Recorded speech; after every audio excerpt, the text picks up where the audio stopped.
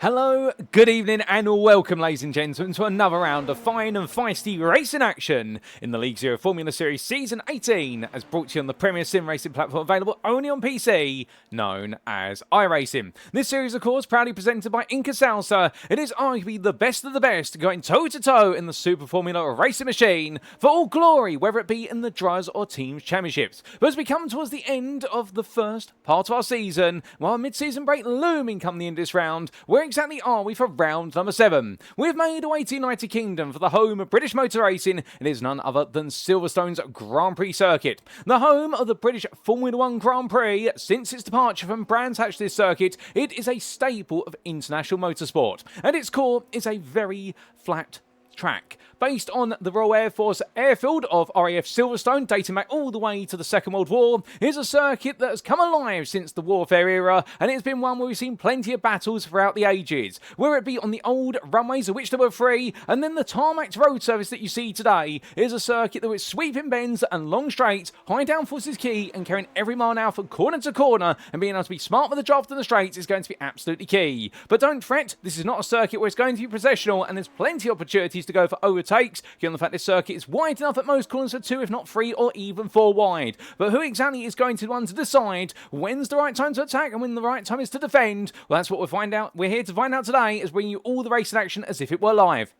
Indeed, you're catching up with all the racing action which took place on Thursday the 30th of April 2026, before I bring it to you as if it were live this Friday the 1st of May. And my goodness, it's crazy to think we're into month number 5 of 2026. The time is flying us by, as are the rounds. And without further ado, ladies and gentlemen, let's make sure we welcome you appropriately to this broadcast. Because indeed, you're tuning today to this post-round broadcast, the one and only place you can catch all the racing action from the League Zero Formula Series. And of course on youtube.com, and search for Paul Walsh Productions or PWP. In the content booth, you have myself. My name is Paul Walsh, and I shall be your commentator commentator for this season. And in terms of our schedule for today, times in Eastern Daylight Time, EDT, or Universal Coordinate Time, -4, UTC -4. As we can see in approximately 13 minutes time, we make our way into our qualifying session. 15 minutes in duration, all drives out of the circuit, looking to give it their all and maximise the downforce, of course, to be able to take pole position, after which we have the first of our 2 races. Our sprint race, 8 laps in duration, due to get underway at 9:30 this evening, after which we'll take a brief breather before returning to what will be the feature race. 300% of the laps of the sprint, 24 in total there is, of course, and it's all due to get underway at 9:45 approximately tonight. But as we come into this round, of course, well, we need to bring it up to speed with the story thus far, and in particular the headlines from last time out when we made our first ever trip to the US state of Florida for the St. Petersburg Grand Prix circuit. And so, as we can see, our calendar has seen us tour the globe. It is, of course, round number 7 today, and we're in the United Kingdom. But last time out in round number 6, the streets of St. Petersburg welcomed our drivers for the first time in the series history, having been introduced to the iRacing platform as a 2026 Season 2's update. And what exactly did we get to see there as we deviated from the iRacing official Super Formula calendar? Well, we got to see 2 races absolutely packed with battling action. There were some big incidents, let's not forget that. But of course, it's always good to dwell on the positives rather than the questionable negatives. The negatives, of course, may drive being the fact they missed out on some major points, but there were plenty of positives, and perhaps the biggest one of them all, in qualifying, an incredible shootout for pole position. But who exactly were your 3 belligerents in that pole battle? Well, it was a duel in the end between Finney Fitzsimmons, Matt Sproul and Jaden Calloway, which saw them separated by only 1.5 tenths, and it was Finney Fitzsimmons who would take that pole position, with Matt Sproul joining him on the front row. Remember, of course, Sproul, the rookie for this season, and really shining bright, and Jaden Calloway was just a little bit further behind in 3rd place. The rest of the field, well, they were 3.5 tenths behind the leading trio, and it was a very impressive late qualifying lap from Shahi Zahir that put him 4th on the grid. But when we did go racing our sprint race, well, we got to see the first win of the season and in his Formula Zero career, or League Zero Formula Series career, I should say, but I always end up merging it together, goodness me, of Matt Sproul, who just fell short of the pole lap, of course, but he did not fall short of victory in the race.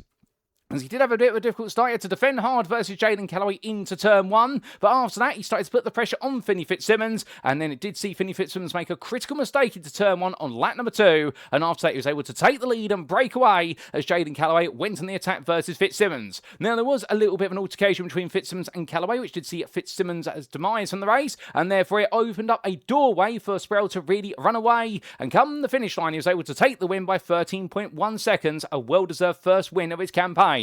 Meanwhile, Fabian Sanchez would be your runner-up in the sprint race after it all went wrong for Fitzsimmons, and Calloway as well saw some difficulty. Well, for Fabian Sanchez, the man who started in 5th place, he stayed out of trouble and still he picked up the place in the opening 3 laps. His rivals were involved in incidents or made mistakes, and whilst he did not have to make any overtakes perhaps at the street circuit, sometimes that's the way the race goes and you just need to avoid getting into difficulty, and therefore he took his first podium of the season in several rounds, and what a brilliant performance from Sanchez. Meanwhile, round off that podium, it was Leo Del Mar, who started in 6th and had a very similar story. You could say he was the shadow of Sanchez as he made his way around the streets of St. Pete. And indeed, he did catch up to his teammate Jace Mayer, who was running in 3rd place at one point. And Mayer and Del Mar decided to swap the places around, and in good time as well, because Jaden Calloway was furiously roaring his way out through the field. And in the end, it was Mayer who acted as the rear guard for Del Mar and bought him enough time so when Calloway did pass him, Calloway finished 6 tenths behind Leo Del Mar right at the end. And it was Leo Del Mar who completed the podium. But a very different podium compared to what we've seen in previous rounds. And indeed, when we went to the feature race, well, if the sprint race was any indication of what was to come, it was no indication of just how crazy the feature race would begin. We did see a huge instance for several drivers right towards the start, and all the way through the opening 15 laps, we did see a few drivers come apart.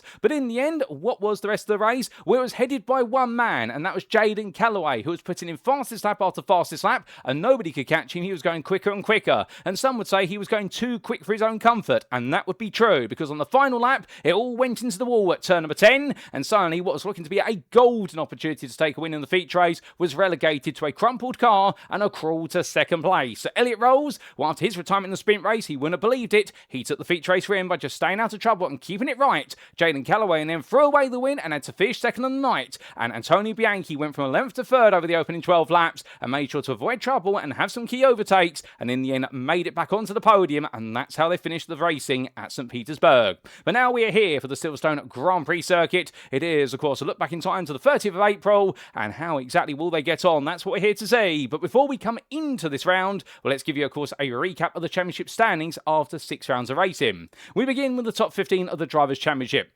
And here we can see that Jaden Callaway, well, he leads. He's opened up that advantage, given the absence of Adam Merchant and Elliot Court from the grid last time out. So Merchant drops on the lead, and Jaden Callaway retakes it by the best part of 21 points. But 30 points separates the leading trio and the on-limit motorsport driver. He was definitely driving on the limit last time out at St. Petersburg, albeit to his dismay in the feature race. And will he be starting to regret that incident, given the fact, of course, points are starting to become increasingly precious? Well, we won't know until the very end of the season. But what we do know is the fact that he's leading the way currently. And with both Adam Merchant and Elliot Court missing last round, well, Adam Merchant is also going to be missing Silverstone, as we've been informed. He's not on the entry list for this round, so therefore he's had a drop score applied as a St. Petersburg, and now he's going to have a 0 score added to his tally. Meanwhile, Elliot Court is back once again, and we know this is a very happy hunting ground for Elliot Court, as it is for Jaden Callaway. So therefore it'd be very interesting to see how they all line up, although Callaway has yet to get a qualifying lap or indeed a practice lap on the board, as we understand it. Meanwhile, outside your top three, behind the DDK Racing driver, it's the teammate of Court of Rolls,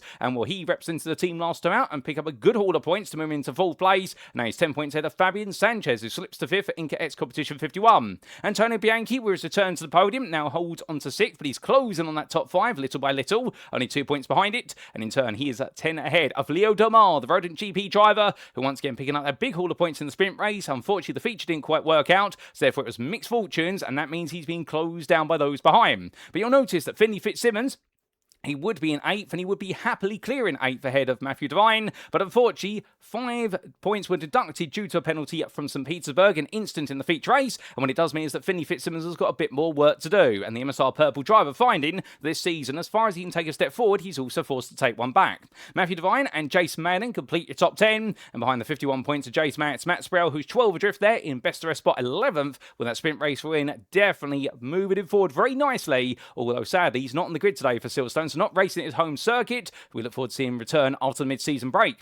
Ray Aguilar, Esteban Marquez, Arturo Milga and Raf Alti complete your top 15, and it was a very impressive performance, no doubt about it, from Arturo Milga, moving up to 14th place there with his best finishes of the season at St. Petersburg. And whilst we did have several retirements, he made sure not to hit the walls, and that's what it's all about sometimes. But from him, we then come to outside the top 15, and indeed from Ortiz 22 points, we then come to the 18 of Shahi Zahir, moving up from 21st to 16th from the Arrive and Drive a Racing driver. After that brilliant performance, of course, in qualifying last time at St. Petersburg, we definitely picked up some key points. He's ahead of Gareth McAllister, and we do see Nick Peterson, Robert Nobles, and Carlos Balanas completing your top 20.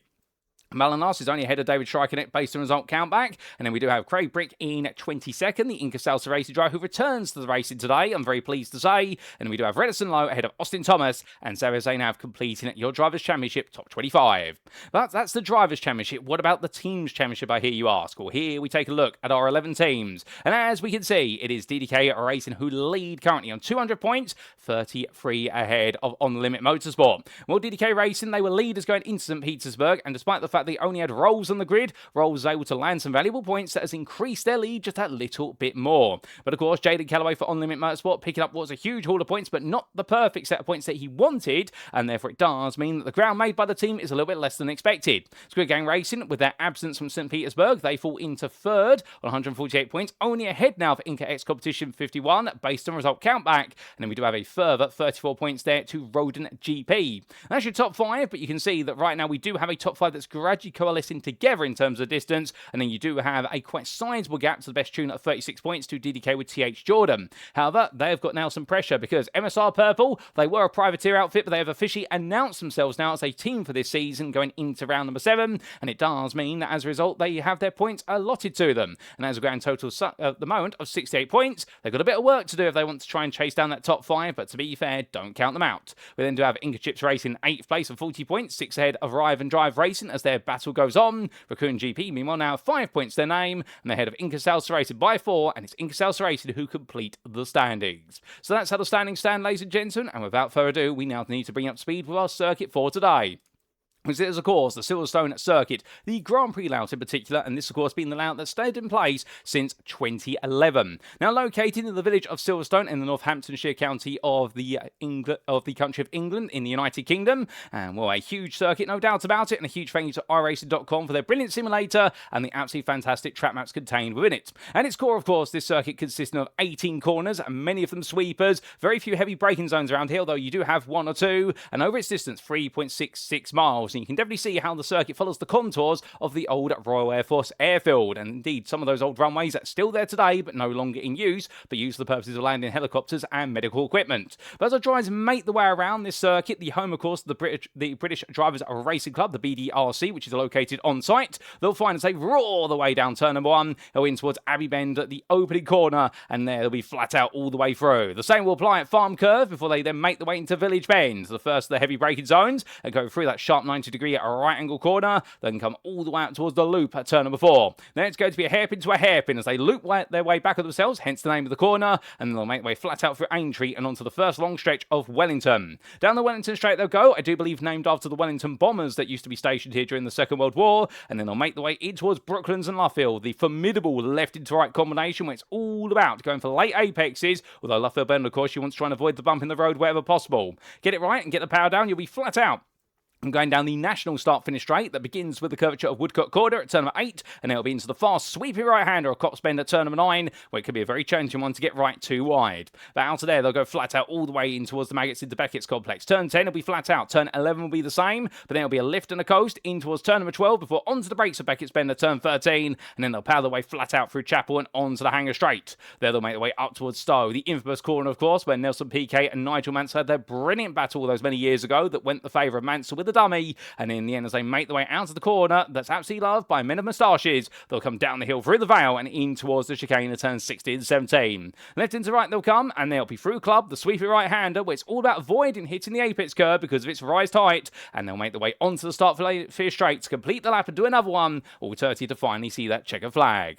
But as for our rules before we do go racing, a quick reminder that in this series that we have a fixed setup that's applied to every car, so therefore everyone's in equal machinery. That setup provided by the League Zero Formula Series administration. Car fuel loads have been restricted to 40%, albeit we'll tell you a little bit more about the significance of that later on. Qualifying wise, the session shall be open, which means all the drivers could take to the circuit at their own time, but they have to be aware of the fact they will have their rivals out there as well, so it could be a bit crowded. There shall be no overtime at the end of the qualifying session, so drivers must get their laps done within the 15 minutes. They cannot dawdle, and they have no ability to lie on the fact they'll always be given the chance to finish their final lap in qualifying. When we do go racing, the racing shall commence via a standing start as it is an edition of the League Zero Formula Series, and drivers shall receive a drive-through penalty upon reaching 17 instant points. If they get to 25, they will be disqualified, and the grid for the feature race shall be set based on the finishing positions of the sprint, but will invert the top 6. What that means in layman's terms is the winner of the sprint race, they start in 6th place for the purposes of the feature, and we continue that inversion down to the 6th place finisher from the sprint. They start on pole for the purposes of the feature, and those who finish 7th and downwards, you guessed it right, that's exactly what they'll start for the feature race. And there are no mandatory pit stop requirements in the races. However, with that 40% fuel tank, we do normally expect drivers will need to take a quick splash and dash of fuel, and also whilst they're in the pit lane, given the speed at which tyres are changed, they normally will change their tyres as well with it. But ladies and gents, as we make our way back to circuit side, well, the good news is the practice session is complete. And the last of our cars we make the way back into the pit lanes, we do see one of our Rodent GP cars coming through. And without further ado, it's time to get our 7th qualifying session of the season underway. It's time to see who's going to be the king of downforce here at the Silverstone Grand Prix circuit. And so, as 15 minutes of time begins to tick away, it'll tick away very quickly. And with the length of lap around here, they're not going to get too many laps in, although they get plenty more than at some of the other longer circuits in the world, such as the Bend in Australia. But to be fair, we won't be visiting there this season. I do wonder if we'll visit it one day, given the fact that could be a very formidable circuit if those drivers take on its full layout. But still, put that aside for now. Let's focus on the here and now. How important is qualifying going to be as our drivers make the way out there? Well, intriguingly, it's a session whereby you do want to qualify relatively well. You want to be towards the front of the field, but as we mentioned earlier on, this circuit is very wide, as is any British circuit typically, based on Royal Air Force airfield. Indeed, you could say that that really is the story behind most of the circuits in the United Kingdom. They split into two halves, essentially, whereby you either have the airfield-based circuits, such as Silverstone, such as Snetterton as well, or you have the ones that are normally based on a country estate or a farm, for example, Brands Hatch or Alton Park. So there's no real in-between there. There's no artificially made circuit necessarily, and indeed the United Kingdom is deprived of street circuits, although we do, of course, have the London Grand Prix for Formula E, although I do believe that is a little bit of a tenuous situation with regards to that circuit. It comes and goes, but it's not not a permanent fixture in the United Kingdom compared to the circuits you see such as Silverstone. But regardless, we are getting sidetracked. We need to get on track with regards to talking about the qualifying and how important it's going to be. Well, overtaking around here is highly possible, but it will cost you time going battling because of the fact that for every corner you can attack at, your rival can comfortably defend at. This is not one of those circuits whereby once you get alongside, you are guaranteed the move, because as soon as you come out to the likes of Stowe, for example, you might be on the inside, but it puts you on the outside in towards the Val chicane, and with it, of course, that will make your way all the way round towards the inside of club. So battles can run rampant for 7 corners, and therefore it does mean that suddenly you're going to lose time whilst gaining a place. So you want to qualify well, but you've also got to have the confidence to believe that regardless of how well you qualify, you're going to need to do some defensive work unless you can storm away. Now, the driver who was the quickest of everybody in what was the practice session was Finley Fitzsimmons, albeit he was closely matched by some other drivers out there, including the likes of what was Jaden Callaway towards the very end, although the on-limit motorsport driver only went out right at the end of the practice session. And we also did see some impressive laps on the likes of Ray Aguilar, as we do see our most decorated driver in the League Zero Formula Series make his way on down the Wellington Straight. But as he does, well, of course, no matter how decorated you are, you still got to prove that you still got it, and that's what he's trying to do in the number 72. And he's definitely had a bit of a slow start to this season compared to some other drivers out there, particularly his teammate Adam Merchant, who's not here today for Squid Gang Racing. We look forward to seeing what Ray can do in his number 72. So he's definitely a very competent driver out there, no doubt about it. Now, in terms of penalties, we do have one penalty that applies here today, given the fact we have Finley Fitzsimmons in attendance, and that is the fact that he does have a pit lane start for the sprint race, and that is due to an incident in the sprint. I should correct what I said earlier on. I said he had an incident in the feature race. Now, it was an incident in the sprints that he's lost 5 championship points for at St Petersburg, and with it also means because he's picked up enough license points now on his League Zero Formula Racing license, he now does have to start from the pit lane. So that's going to really be a bit of a double whammy because he's got a lot of work to do. But again, this is not to be rude about him. He is no stranger to starting from the back of the field. Indeed, many of you know some of the infamous recovery drives he's put together, particularly that one at Road Atlanta in season 17, where he came all the way through the field after an early incident to take the victory in an incredible drive in the feature race there. But that's in the past. Now we're in the present. And in the present time, as the laps start to come in, as we do see Fabian Sanchez and Elliot Rolls in the initial benchmarks, the Eldemar a little bit further behind, and Ray Aguilar squeezing into the space. We do look to Matthew Devine, and well, he's had some very impressive performances. He did very well, of course, at the Hockenheim Ring earlier on this season, putting together absolutely brilliant lap in qualifying and then carrying it through to a podium result in the sprint race. And currently, a 38.151, the DDK with TH Jordan driver, definitely getting a bit of a move on it in the number 88. I suspect we're going to see more and more of that from our drivers here. But the nature of the Silverstone circuit, as we said earlier on, owing to the fact that it is situated on the former site of an airfield, a military airfield, it is a very flat circuit. There's very little elevation change here. You will notice there is a very small amount of elevation change towards the back end of the lap, and that's why drivers do make their way out of Beckett through Chapel all the way up towards Stowe Bend. That's the most notable elevation rise, whereby it is an elevation rise of approximately around about 2 meters at most, albeit it is a very gradual one. So it's a bit of a blink and you'll miss it moment, but then you do come down quite a bit of a gradient heading in towards the Val chicane, which again, that is a drop of around 2.2 meters. And in turn, what that really means around here is that you've got to abuse the tyre grip and the aerodynamical grip. You've got mechanical grip, and also you've got aerodynamical grip out there, and that's why they do say that arguably this is the ultimate high downforce circuit in the world, not just in the United Kingdom, because that's what you rely on. You've got no road camber to abuse. You've really got to focus on getting the most out of the car. And if you can do so in the League Zero Series, well, that's going to definitely give you all the advantages. Because remember, these Super Formula cars, they're not quite Formula 1 machines, but they are Japan's equivalent at an international stroke national level to Formula 1. And these cars, the staple international series for Japan. And as we do see Craig Brick make his way on around, 550 brake horsepower, of course, being sent to the rear wheels. They are mid-engine rear-wheel drive, and they are powered by none other than 2-litre 4-cylinder Honda or Toyota engines. They're all spec engines, and they have 550 brake horsepower when they're just running under their own steam. But when they do use their push-to-pass buttons, which you'll see in the races, you don't see them in practice or qualifying. They're not allowed to use that extra power. Indeed, they've got to do this under their own engine power. You will see that power up to the best part of 600 brake horsepower for up to 200 seconds, because our drivers have to pick and choose when they want to use that push-to-pass button, or the overtake button as it's also known. As our drivers head on around, we do have 17 drivers here today. Only 16 of them may qualify, with Fitzsimmons' pit lane start and therefore his qualifying ban. And we do look to Jace Mayer as he makes his way on down the Wellington Straight here. And, well, the story of the number 77 driver, he's been one of those drivers who's not as quick in qualifying as he can be in the race, but he's also a very consistent driver. He's also a huge team player. And as we mentioned earlier on, if it were not for his efforts in the sprint race to make sure he could hold up Jaden Callaway, this man, Leo Domar, his teammate for Rodent GP, would not have had that great opportunity to make his way onto the podium for the sprint race. And he was able to hold on there because it really was the efforts of Jace Mayer proving to be a bit of a roadblock for Jaden Callaway for a couple of laps. Callaway did get past in the end, and goodness me, did he make a move for it, but understandably the timer had been costed, and therefore Leo Domar was able to just feel that little bit more safe, which of course, that's what the Rodent GP team are all about. They really do focus on working together. They share the results, and whilst it's Leo Domar who's had the more podiums over his career versus Jace Mayer, Mayer's only had a couple of podiums at most, and also he's had a couple of top fives. Well, understandably, they share the glory just as much as they share the difficulties. But as Delmar across the timeline, a 37.518, well, Elliot Court right now, the fastest driver out there. No, intriguingly, a new livery on the car here today, and as he makes his way onwards, a very different livery on the car, it must be said. And in fact, the more I look at that car, it does look as though that looks to be similar to the colours run by Matt Sproul, although it's not, to be fair. And I wonder if DDK Racing have decided to go with a new livery on the car. And if so, well, number 23 driver here, looking to look good in a whole new livery, and he's looking very quick right now. What they say is normally a new livery can give you a little bit of a mental boost. He's definitely flying out there. As he does so, we've got Elliot Rolls there. So DDK definitely bringing a whole new livery and package to the paddock today.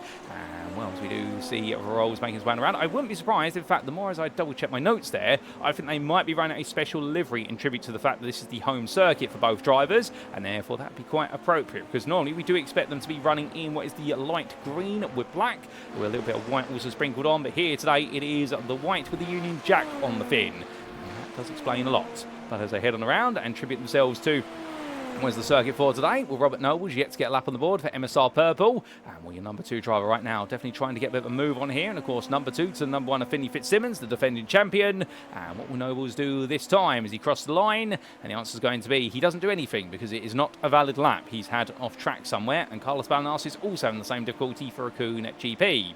But meanwhile, we're going to get on board while our drivers, ladies and gentlemen. And let's jump on board with Fabian Sanchez as he takes you around for a flying lap of the circuit.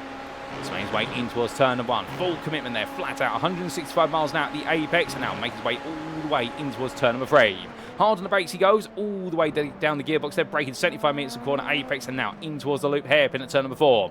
Takes as much apex curb as possible before making his way out, and now in towards Aintree at turn number 5. Flat out here as he makes his way up the gearbox, already up into 5th gear, and now powering his way, almost getting towards top gear very shortly, and looking over to his right hand side, it's time to go onto the brakes. But as he brakes his way in towards Brooklands, you can see trailing gently off, through the left, down into the right hand. If you stay nice and tight going into left field, you do not go out wide because you need to keep it close, because that bump in the road will send the car outwards, but runs a little bit too wide there, but he'll carry on. And as he does so, well, I think he got the power a bit too early and understeered out. But through Woodcote he goes onto the National Straight and in towards Cops Bend. Looks to his left hand side, it'll be the 50 metre board. Then he'll simply lift off the front and chuck the car into the corner.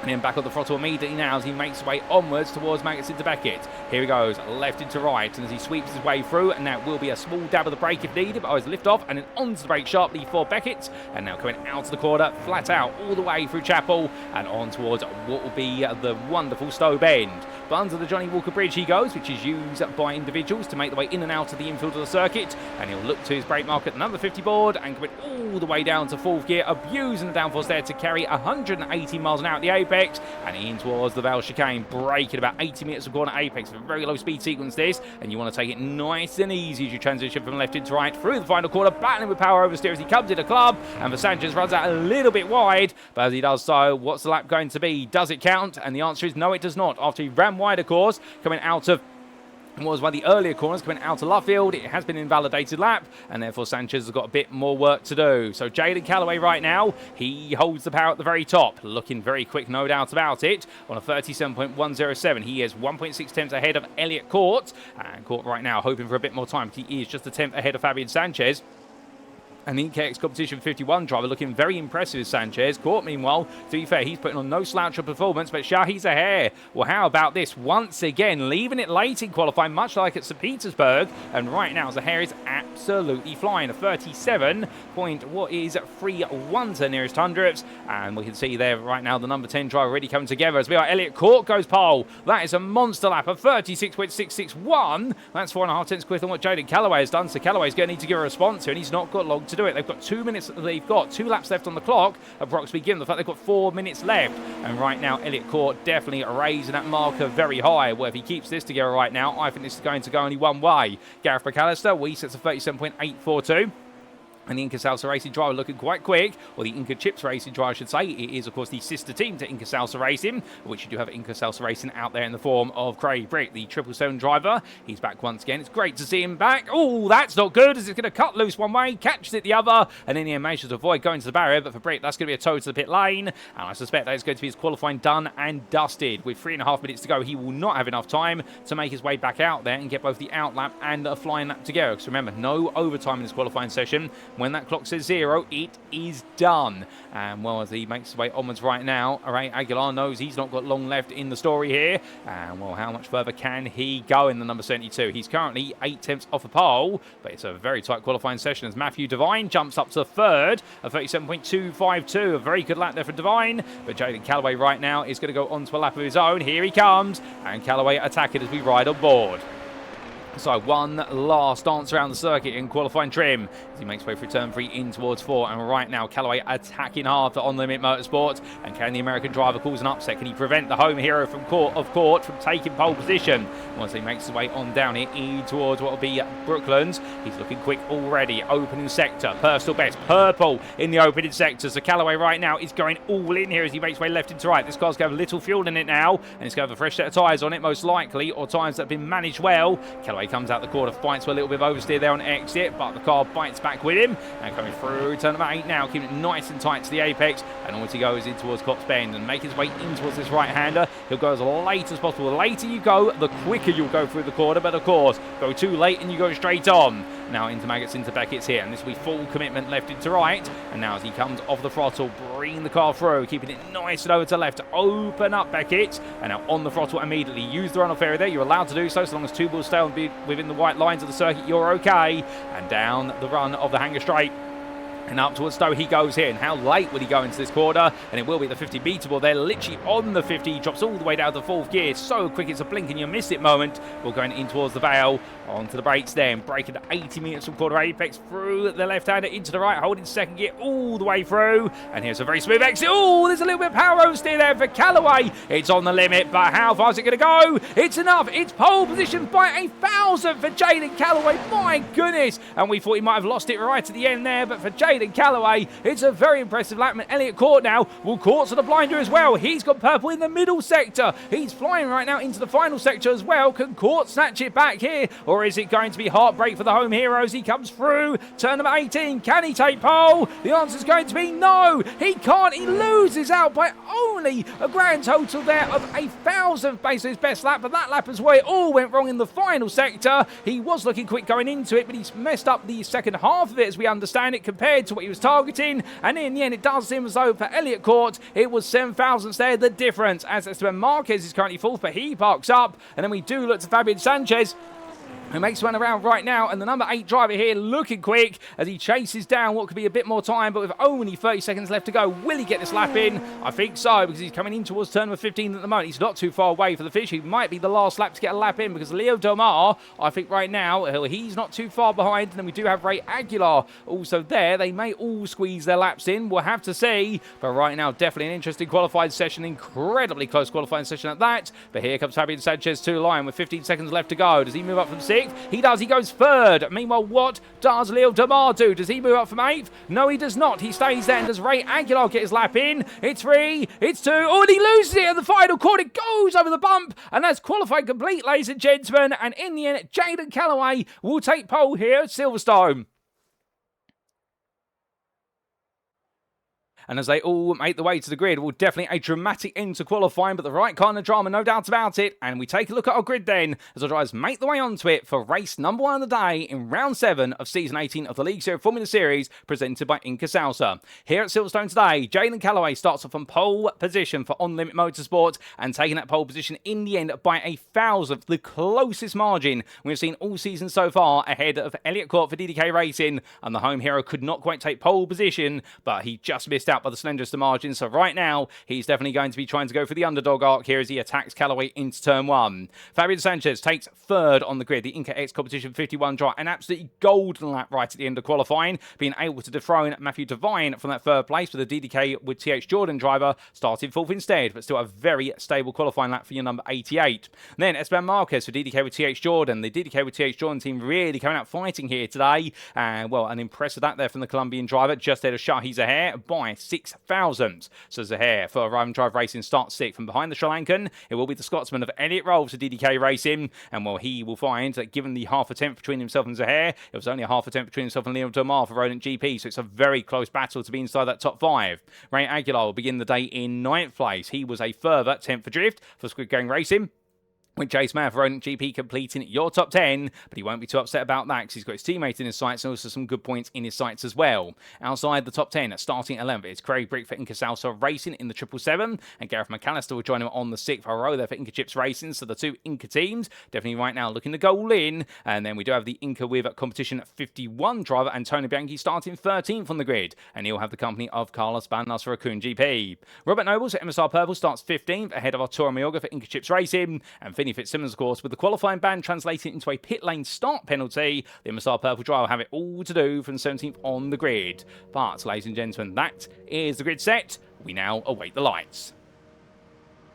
And as the revs rise and roar for the first time today here at Silverstone, it's firing lights.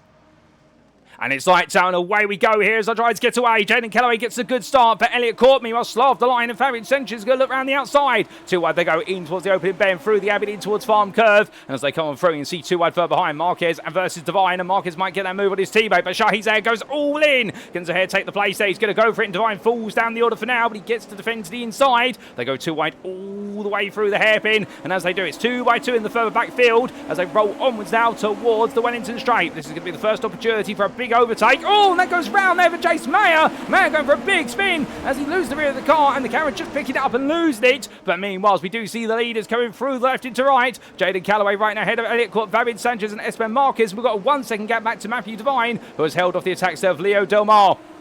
I'm hearing there's been a bit of drama for Finney Fitzsimmons and for Elliot Rolls as well. Now keep in mind that Elliot Rolls he was meant to start on the grid, but he's had to start from the pit lane due to an issue with the car. So I had to find out what exactly has happened there. But indeed drama and what's been the first half of the open lap, but still more to come here as Matthew Devine pushes the track limits a little bit, and he'll get away with that. He may get a 1x for it, but he won't get a slowdown as such. But further back, Antonio Bianchi, what a start from him. Started 13th, he's right up into 9th place. He's on the back of Aguilar now, and we'll show his head just in front. And after what some heroics right at the start from Zahir, it's all been forced backwards. But to be fair, it's not about how you start the race, it's about how you end it, and he'll know like that just like everybody else. But here they all come then up in towards Stowe, and right now will anybody go for a move? Well, not quite, although Zahir was trying to threaten a move there versus Delmar. It wasn't going to work too far back, and they all come down now in towards the final couple of corners to complete this open lap. So as one lap comes to an end, it's Jaden Callaway who leads, make his way out of the final quarter, and well, he will lead by 4 attempts ahead of Elliot Courts. Then we have Fabian Sanchez third. They are as they were on the grid. Esteban Marquez has moved from 5th to 4th, ahead of his teammate Matthew Devine, and we have Leo Delmar in 6th place, ahead of Shahi Zahir. Then it's Ray Aguilar ahead of Antonio Bianchi, and Craig Brick completes your top 10 currently, albeit 7 tenths behind, and 9 he's got a bit more work to do. And best rest in 11th, it's Carlos Banas ahead of Gareth McAllister and Robert Nobles, with Arturo Mayorga completing the running order that's all together. And then we do have a sizable 7.5 second gap back to Jace Mayer, the man who had a spin on the open lap, with Elliot Rolls and Finney Fitzsimmons coming into difficulty, it would seem. And just before we do get a replay of what happened there, we're just taking a look back at the leaders. And right now, does look as though Callaway safe, at least for now, versus Court. But Elliot Court really pushing hard here in order to try and get back. And I think he's worried about the fact that if he's right in front of Callaway, starts to build up a bit of a gap, he may be uncatchable for the rest of this race. So Court right now definitely trying to put some momentum on and trying to get that pressure going. But Callaway right now just keeping himself at arm's reach and making sure that Court is not going to have any opportunity here, or at least the opportunity to gain a toe down the straight that's going to translate into a move.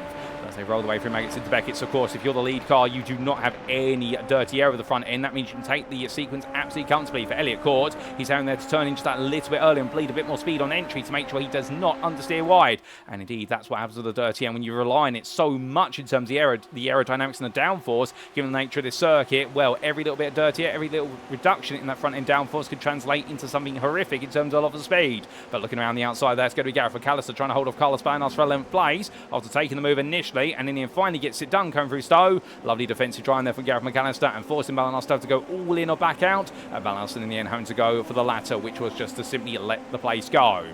But meanwhile, we're going to let the present time go and go back in time for a brief moment, ladies and gentlemen, to take a look back at some of the big moments from the start of the race, including, of course, what happened to Jace Mayer.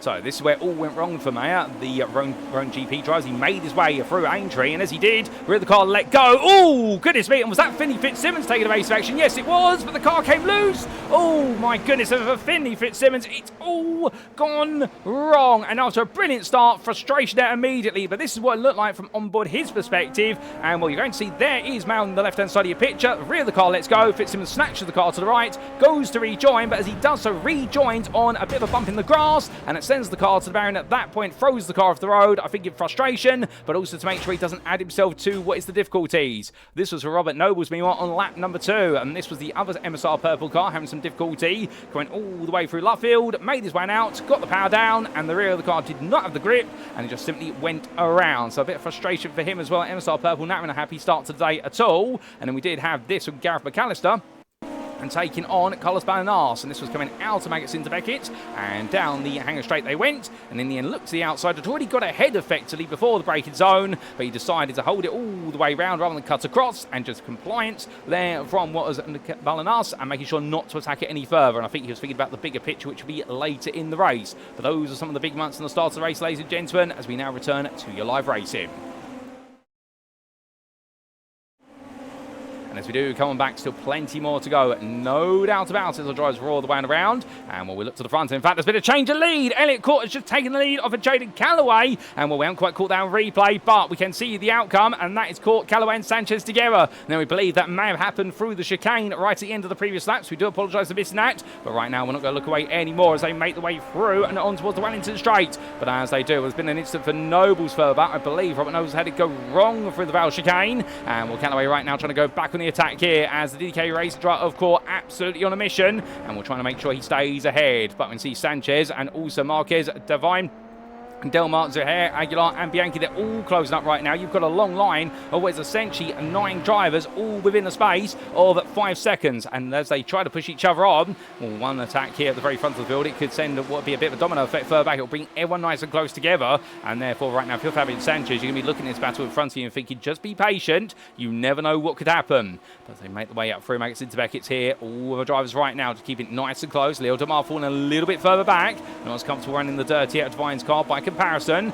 And therefore it does mean he falls back into the clutches of Zuhair, who has set the most potent middle sector so far, and Zuhair is absolutely flying out there right now. He will be aided a little bit by the draft, but it does look as though Shahi Zuhair in the arrive and drive car has got a lot more pace compared to what his qualifying demonstrated. But he does have this knack. He really does know how to find some lap time out there when he's running behind another car. He just seems to be even quicker the more dirtier you put in front of him, and that's not always the way it's expected to be in Super Formula machines. But Shahi Zuhair bucks the trend, as he does have Ray Aguilar still behind him. But heading down the start for the straight, we're now to the second half of this race, and Leo Demar under pressure here. Will he be attacked in towards turn number 3? Well, Zuhair's going to go for it. He's going to need to make it very clear soon. Looking to the inside, but backs off there. Does not go for it. Instead, lifts and coasts into the corner. But Ray Aguilar's now going to be on the back, and this is causing a bit of a split from the top 5 through to the rest of the top 10. But I think right now for Leo Demar, he'll be quite grateful for the fact we're running in this 6th place. If he can keep it together, he will be able to take that pole position for race number 2. So it's quite a pivotal position. Understandably, right now, he'd rather make sure he doesn't lose this rather than try and chase down Matthew Devine and force himself into a bit of an entanglement. But Devine there, he's going for a bit of a sweep round the outside, coming through Luffield Bend. And I wonder where that's potentially to protect the tyres a little bit. Alternatively, try to get a slingshot run on his teammate Marquez up towards Copse Bend. Well, if it is the latter right now, I wonder if the team will be on the radio or whether they said to the drivers, you can fight as long as you don't take each other out of the race. Well, to be fair, the one thing you don't want everyone to do in motorsport is take your teammates out. There's two rules. Number one is beat your teammate. Number two is do it without taking your teammate out of the race. And as they make the way on through Maggots into Beckett, well, right now Devine definitely inching closer and closer here. And in fact, within 2 attempts, will he put the push to pass on the overtake at the bottom centre of your screen? The answer is no. He's just going to simply use the draft. And in the end, Marquez goes a bit defensive, but he's going to let that go. So he does lift off. And in the end, Devine, I think on the radio, is saying, I'm quicker at the moment, let me go. And I think Marquez has decided to oblige there. It's going to act as rear guard for the time being. But I wonder if they'll swap the places back right at the end if Devine can't take that podium off of Sanchez. Some teams do that. They'll give a driver an opportunity to go on the attack. They'll swap the drivers around, but come the end of the race, they will swap them back before the finish line. Much like what we have seen, of course, in recent history in Formula 1 from the McLaren racing team between Lando Norris and Oscar Piastri. But as we do see these drivers heading into the braking zone, everyone now just line to tail here, and nobody really making moves at the moment. But that's the thing about Silverstone. Everyone's pushing it to the absolute limit. This is this circuit which is at its finest, whether they're able to give it their all without hesitation. But the dirty air does, of course, adds a bit of an obstacle. But drivers have all got to overcome it, unless you're Elliot Court at the front. And Court right now, definitely the only driver out there with that clear track in front of him inside this top 9 who doesn't have to worry about dirty air. All he's got to worry about is delivering the laps and making sure Callaway does not come back at him. Let's get that wonderful view on the apex curve. Well, not the apex curve, the exit curve, I should say, coming out of turn number 8, which gives you an idea of how quickly they come through, but also how low to the ground these cars are. Indeed, their ride height's incredibly low, and that's why they don't want to touch any of those sausage curves out there, because it will completely hurt the suspension. You can actually take the front wing off the car. Those big raised red curves there, which are there for a reason. It's to stop drivers from cutting the curves too aggressively. So therefore, those sausage curves, they are both a threat and also a deterrent, as we do see Court right now open up a bit more gap to Callaway. But further back, we still got Shahi's ahead, chasing after Del Mar. No push pass being used. Oh, that's gone wrong there for Antonio Bianchi. Car spots one way, then the other. Does he avoid the barrier? Yes, he does, just about. But he's going to lose a lot of place as a result of that, and was looking so happy at the time for what was effectively running in 9th place, and now he's dropped all the way down to 11th, so out of the points, and he's got Carlos Banos right behind him. Of course, the points being scored in the sprint race for 10th place upwards is a single point for 10th place. But fastest lap of the race, Jaden Callaway at 36.788, previously breaking the fastest lap set by what Shahi Zahair, and right now as he tries to make the way onto another lap, 2 to go. But Callaway is attacking now. He's getting very close here. Push the pass is fully on as he makes his way through that left-hander. He leaves it on through the corner there. Well, that's risky, given the fact you've got even more power going through that rear right tyre in particular, but Callaway feels as though he can control it, he can tame the car even so, and making the way up towards the next braking zone. And Callaway looking to inside, but not close enough. He has to back off. But going through Brooklands into Luffield, look at the lines he's taken there. He's staying out of the dirty. He's giving himself a really good run here into Luffield Bend. Comes in quite early, but of course, being that tight means he's going to run a little bit wide there. Understeer creeps in. It's not just the dirty, it's the line. He needed to cut it away a bit more, but of course, he couldn't quite get the line without worrying about the dirty in front. So he falls back.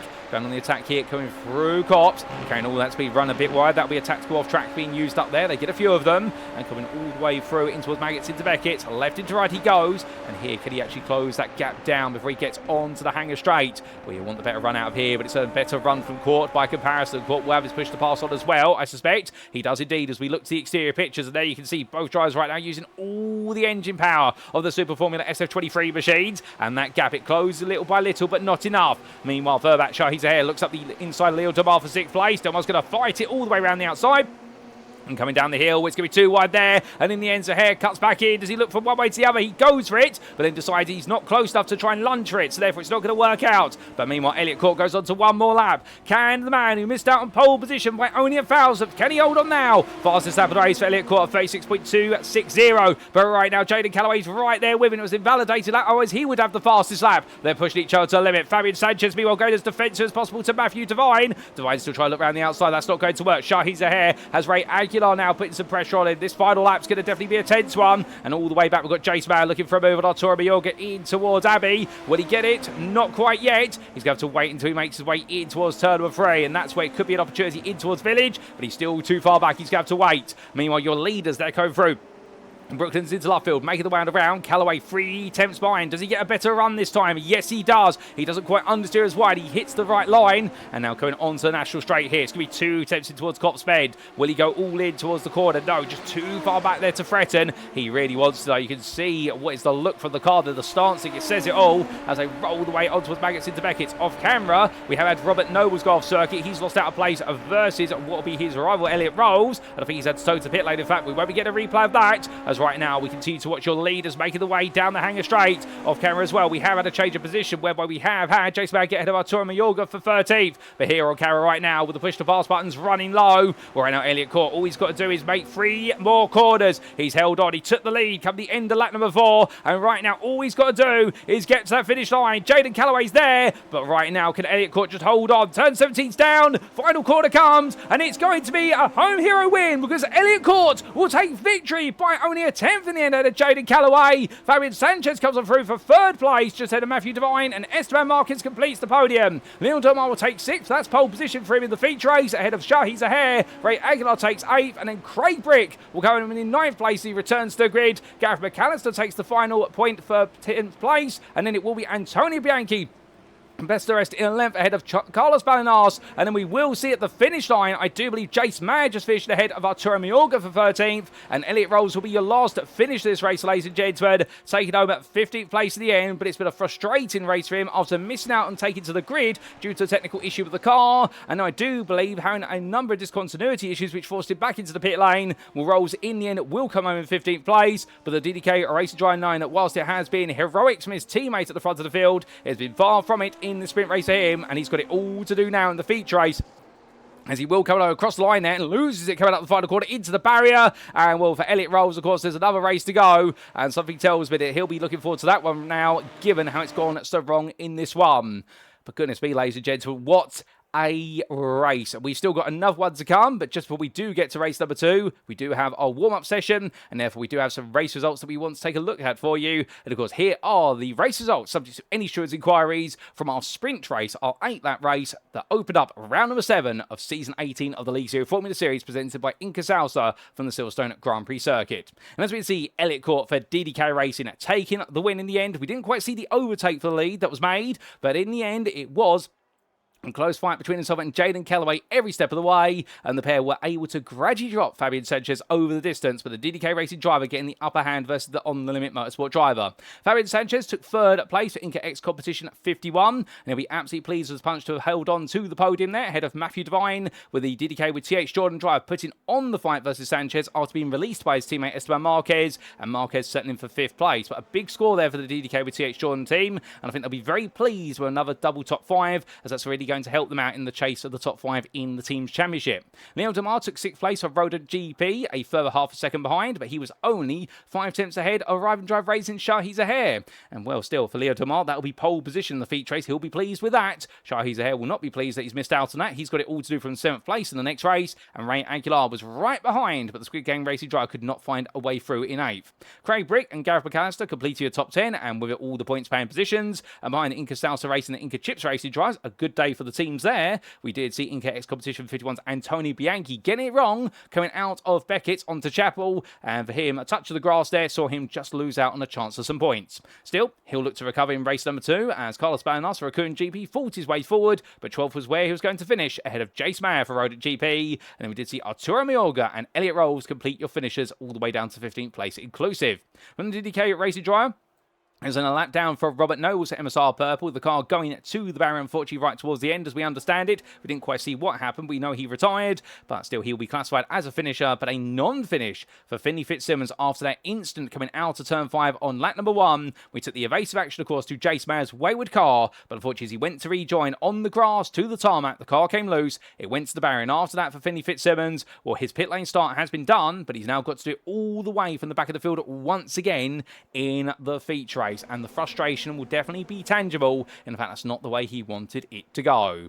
But of course, ladies and gentlemen, we've got another race to come. And the next one, your feature race, will be 24 laps in length. We'll be tripling the distance. We'll be throwing a pit stop in for good measure as well. And as always, the feature race is going to be a bit of a thriller in the fact that we could see some big overtakes right at the start, but we could also see some very big moves as the race goes on, and of course, battles on strategy. That's what the feature race is all about, and the Silverstone Grand Prix circuit will definitely serve to deliver it. So if you are looking to give yourself a quick top up of liquid refreshment, alternatively, you're thinking to yourself right now, well, I may need to go to the bathroom a little bit later on in the race. Should I go do it now? The answer is yes, definitely go do what you need to do now, ladies and gentlemen, because we've only 2 minutes to go before we do go to the grid for our second race of the day. You won't want to miss any moment of the intense racing action at the Silverstone Grand Prix circuit, and we're going to heed our own advice by taking a good sip of water to make sure that we're all good to go in the commentary booth before we do go racing once again.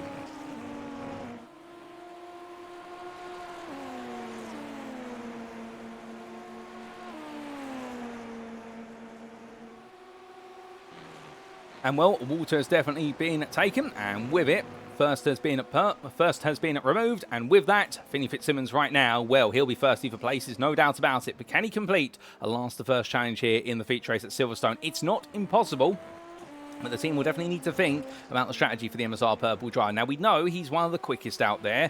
We have seen that in the practice session today. He was the quickest in practice, and therefore, in theory, if he had been allowed to qualify, he would have been on that front row. But he was not, of course, with that pit lane start penalty from St. Petersburg. So what do you do in Fitzsimmons' situation? Well, what you might decide to do, depending on how comfortable he feels on the tyres, you could consider going for an undercut strategy by having him pit a little bit earlier, depending on the fuel window. Whether that's always what's going to dictate really how early you can pit is the fuel you need to get to the end of the race, given the restricted 40% fuel tank.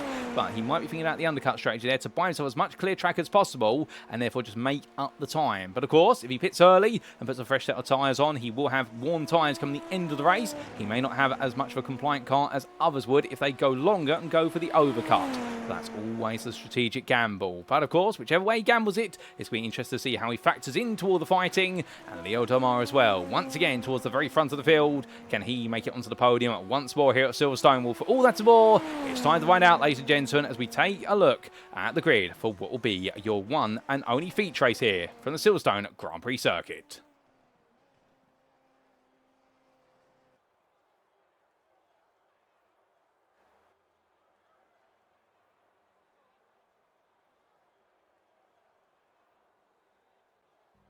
And so, as your drivers make their way onto the grid, this is how they'll line up for race 2 of 2 here today at the Silverstone circuit. It's Leo Tomar who takes the top 6 inverted pole position for the feature, and the Rodent GP driver will be joined on the front row of the grid by none other than Esteban Marquez. The DDK with TH Jordan driver's got some work to do to take on Del Mar, but he's got to be wary of the fact that Matthew Devine, his teammate, will start third, and I suspect Devine will be very eager to try and get ahead right at the start. Behind the DDK with TH Jordan pair, it will be INCA X Competition 51's Fabian Sanchez, and he'll be starting fourth ahead of Jaden Calloway for On Limit Motorsport, who will look to try and spoil Elliot Court's perfect round today, because of course he won't Court taking both wins. But still, the DDK Racing driver will be very keen to try and make sure that he's back on the top step of the podium, and then we will see starting in 7th place and not taking part in the inverted grid, Shahi Zahair for Arrive and Drive Racing.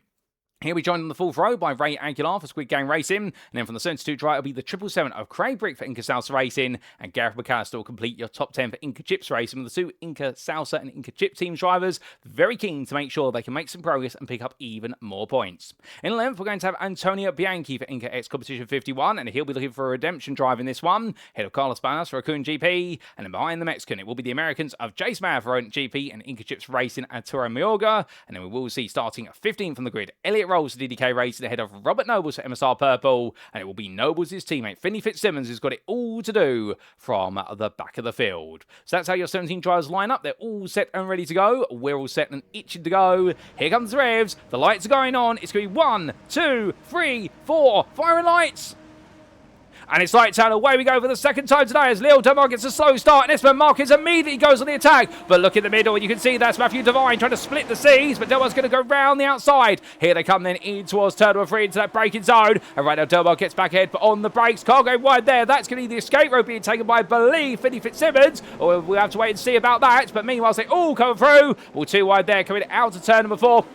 Well, we divine Callaway. Oh, and he goes round. That's Mr. Marquez being ejected out there. And well, the camera doesn't quite follow him off, but we did see Marquez being sent wide. And well, unfortunately, Marquez, he had to get that car turned around. But 3 wide there as they enter the braking zone. Oh, my goodness. And that's up into the air. That's Antonio Bianchi going sky high and under braking there in towards Brooklyn. It all goes so very, very wrong for the 17 driver. Antonio Bianchi managing to land back on terra firma, but not with a damaged suspension, I suspect. And meanwhile, as the drivers make the way around, Ray Aguilar there coming on through. And was that Fabian Sanchez who made contact with his teammate? Well, to take a look back at that, because that was an absolutely huge moment there, and you don't normally see cars jump over each other like that, but when they do, my good lord, but it looks like Bianchi's okay, but I wouldn't be surprised if that car's coming into the pit lane at the end of this lap, and that might be it. That will be suspension damage, no doubt about it, and potentially some front wing damage as well. But Ray Aguilar right now, in all the chaos and confusion, moves up to 5th place, and Elliot Court's also come through. He's come through from 6th to 4th already, so definitely he's been some big charges, and Finley Fitzsimmons is on the back of this pack already, just his teammate of Robert Nobles. I think it was Nobles who took to the escape road. Now Elliot Rolls has some connectivity issues there by looks of things, but all these drivers headed around right now, and everyone looking good.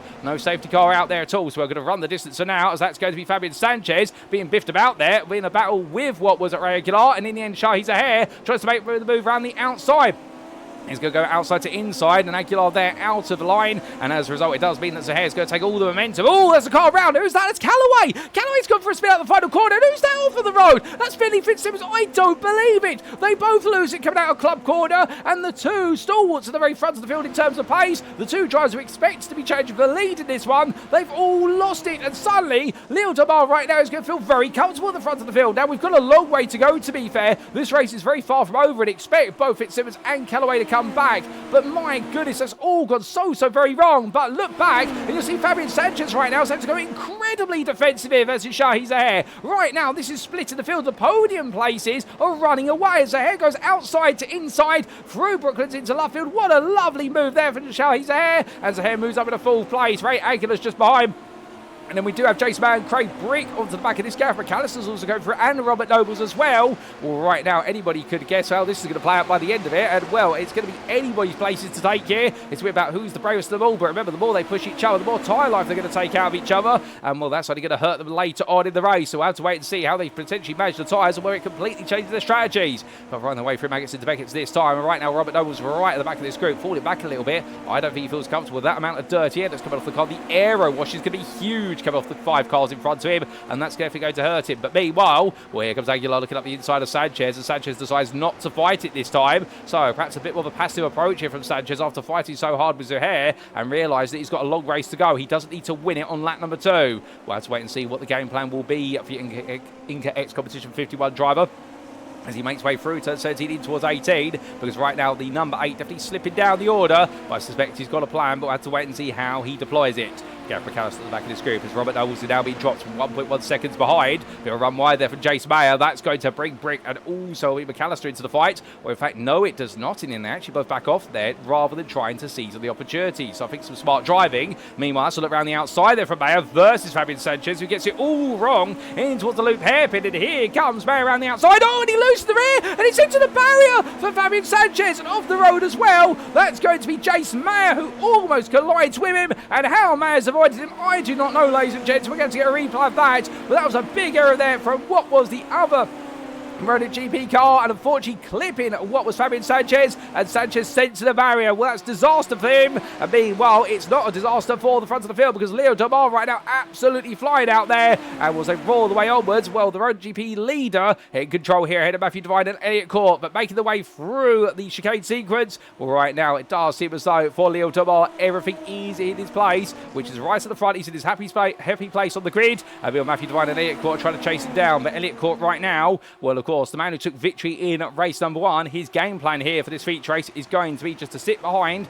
and take his time in that number 23. He has, of course, got the pace. He knows he can win this race based on pace, so all he's got to do is play it very smart. But meanwhile, we look further back at this, Carlos Balanos, Jaden Callaway and Jace Mayer, as I believe we've had a connectivity issue for Finley Fitzsimmons. That's forced the car to retire. And if so, for Finley Fitzsimmons, you could not make this up, as we are Jaden Callaway dives up the inside of Carlos Balanos and will take that place For 12th place, lovely move from him. Jace Mayer, meanwhile, now in the back of Balinars, and he does have some damage to the car after his contact with Sanchez, and we have lost in this race Esteban Marquez, Fabian Sanchez, and just now, Finley Fitzsimmons. We believe it's a technical issue with the car, and essentially the engine has blown on it, and unfortunately for number one driver, the bad luck just keeps coming for Finley Fitzsimmons, and indeed right now, defending his crown, I think is almost becoming an impossibility at this rate with the way the points are slipping out of his grasp. He's going to need a miracle going into the second part of the season, not the second half, because we've already crossed the halfway mark. That's at St. Petersburg, and therefore when we do come back, we haven't got that many more rounds to go. But still, there's plenty of time in this race at least to try and make amends. But for Finley Fitzsimmons, definitely not so. But for Jace Mayer, definitely he's going to need to try and get a bit of a move on. Meanwhile, towards the front of the field, your top three go across the national straight. And as they do, well, right now, Delmar, Devine and Court still together. But Elliot Court there or thereabouts.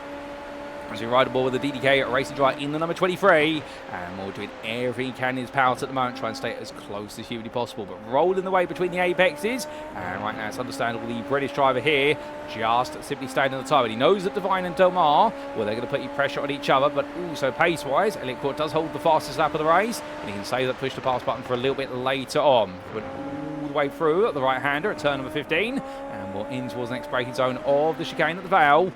Right now, just not putting on too much of a threat. And I think waiting to see where they make some mistakes of their own. That can always help out to a degree. In fact, it looks like Delmar, they're not having the best of runs coming through the chicane. Onto lap number 5 he goes, either way. And we'll Devine takes a little peek to the inside in towards Abbey, but that's more just to try and give off a bit of a threat rather than actually show one. And I think they're trying to get into the head of Delmar, trying to make him look into his mirrors rather than look forward, which of course you can do that and you can get your rivals to completely make a mistake of their own doing. It saves you a lot of effort trying to make the overtake.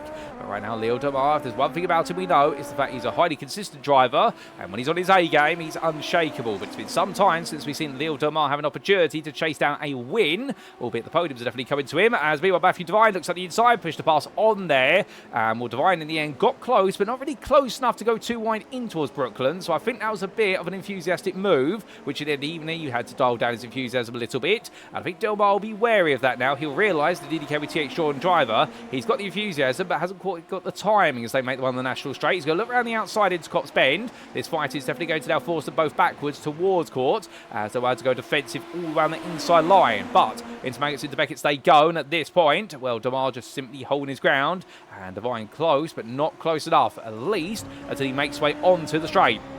As he does so coming out of Chapel, how close is he going to be? The gap 2.5 tenths. Push past not going on, so therefore staying behind for now. He's got it active in case he wants to use it, but he's not actually using it at the moment. He's going to look up the inside, goes all in here for the move. As we 2 wide coming out, but in the end not quite able to do it, and just falls back in. But again, Devine just needing that extra 5% of distance to be able to make the move happen. Not quite happening there, but has gone for it twice down lap number 5, and therefore bearing his fangs and showing his intention. Shahi's ahead meanwhile, 2 seconds behind. But right now is closing on the leaders, and that lap was the fastest lap of the race of 37.121, so therefore he has gained a whole second on Court, Devine and Delmar. And I suspect the top 3 start fighting more and more. Shahi's ahead, suddenly going to be brought right into the mix with Ray Aguilar, not too far behind either, and just a couple of attempts off of the paces are here, but he's doing very well. Jaden Calloway, meanwhile, at 36.741. Remember, it all went wrong for him at Club Bend, and he is now pushing onwards once again. And understandably for Jaden Calloway, this is going to be a huge effort to try and make his way all the way back into that winning position. But looking back to the front of the field, Leo Delmar, Matthew Devine and Elliot Court, they make the way for Brooklands into left field now.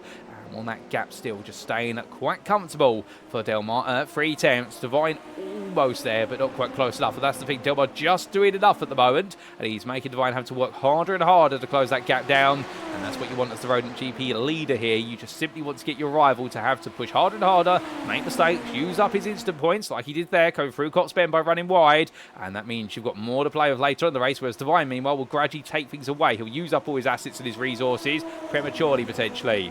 But on to the run. On the hanger straight they go, and it's interesting that Delmar does not try to weave and break the toe here, and that's because he's prioritising when he's looking after the car, and I think he's got just that degree of confidence, which is he's able to outrun his rival when he needs to most, and Devine can't quite get a move on. Elliot Rolls, meanwhile, looking for a move here versus Robert Nobles. That's up the inside, the Everstar Purple driver, and the second of the DDK Racing cars, the number 3, makes his way now up into 8th place. Smooth move there, and Nobles not fighting it too hard, and one other place done as Nobles tries to come back in towards the Vale, not able to work. But meanwhile, here's Delmar Delmar versus Divine. So Divine does get a better run out of club this time and moves on the inside. Does he take the lead there? He does. He closes the door, but here comes Elliot Court. Does he look all the way to the inside? He's going to go for it, his Court, but in the end backs out because the two leaders are still too wide, and he doesn't want to make it a larger Schwab, but coming through turn number 4. Well, right now, Leo Delmar defending hard on the inside here. Divine's going to go all the way around the outside to consolidate the position. Lovely bit of drive there for Divine, but it's not over yet because Delmar now could have a shot at this, coming all the way down towards Brooklyn. As you can see, Divine weaving as they make the way onwards, and Elliot Court looking up the inside straight away, goes away for the move, and Delmar on the outside to inside. Can he hold it on the inside? No, he can't. And Elliot Court there makes way up in the second place. So Leo Delmar at the end offline, having a battle with Matthew Divine, and that's all Elliot Court needed to be able to make that second place. Now he's got one more drive between himself and the lead, and potentially going for the perfect back-to-back victories here today. It won't be the perfect score, of course, given the fact he missed out on pole position by 1,000 versus what was Jaden Callaway, but still, for him right now for Court, all he'll be thinking about is victories every step of the way, and if he can take both victories here, he will start to gain some ground on our leader in the championship of Callaway. Jaden Callaway, meanwhile, still in 10th place at the moment. He's got 6.5 seconds to close down versus Robert Nobles, but he is lapping at a rate of approximately 1.5 seconds a lap quicker than Nobles, so expected to be within the next 4 to 5 laps. And that'll be just before the halfway marker of this race that he might be able to move his way into 9th, at which point he's got a lot of closer gaps to close down. So for Jaden Callaway, once he gets over this distance, it's going to feel as though it's a short sprint from car to car, and overtaking opportunities will be prime. But we come back to leaders then, as they make the one to lap number 8 and go towards the end of the third of a distance. And right now it's Divine, Court and Delmar with a second back to Shahi Zahair, who's pushing very hard to stay with this group. He wants to get on it, and now that battle for the lead has changed hands, well, understandably, I think Zahair's worried that that lead is now going to start to pull away again, given they're all settled down. He is dropping Aguilar, who's just put in a personal best of 36.91, and Jaden Callaway, meanwhile, off camera, has just set a 36.7 flat. And well, Callaway is absolutely flying out there. The only other driver set at 36 was, of course, this man on the previous lap, but otherwise Callaway is catching the leaders at 1.6 seconds a lap when they're fighting, so don't count Callaway out yet. He could be with them come the final third of the race, and if so, well, that's definitely going to be a very impressive drive for him, no doubt about it. But we need to take a look back at some of the big moments in this race early on, and we do take a look back in time to what exactly happened on the open lap, starting with a bit of difficulty for Finley Fitzsimmons. Now, this was Fitzsimmons. He ran wide at turn number 1, so he decided to take the escape road there. And when he brought himself back on, he had to come across the grass, but he rejoined all the way down the back of the order. And that grass that offered him no grip, so he had to take his time, but finally did rejoin. We did have this for Esteban Marquez. This was Marquez battling for what was the lead at the time versus Leo Delmar, but got the power down. The car went one way, then the other, and thankfully did not cut across the road. Otherwise, I think we'd had several cars into what was the careening car of Marquez, but it all went on around, and the car just simply swapped around on him, and this is what it looked like for a drive a bit further down, and this was Ray Aguilar making his way through, and you see Marquez is on the outside there. The car will swing one way, and it goes the other. He quickly snatched it away from the field. Well done to Marquez for doing that, sacrificing his race for the better good of the field, but meanwhile it gave an opportunity there for what was a move by Elliot Court, and this was the free wide subsequently, and that was Court versus Antonio Bianchi. So Bianchi came storming through, and in the end, I believe Elliot Court just having Bianchi ride over the top of his wheels. This is what it looked like from Bianchi's perspective as he made his way on down. So picked up the double draft here, went to the braking zone.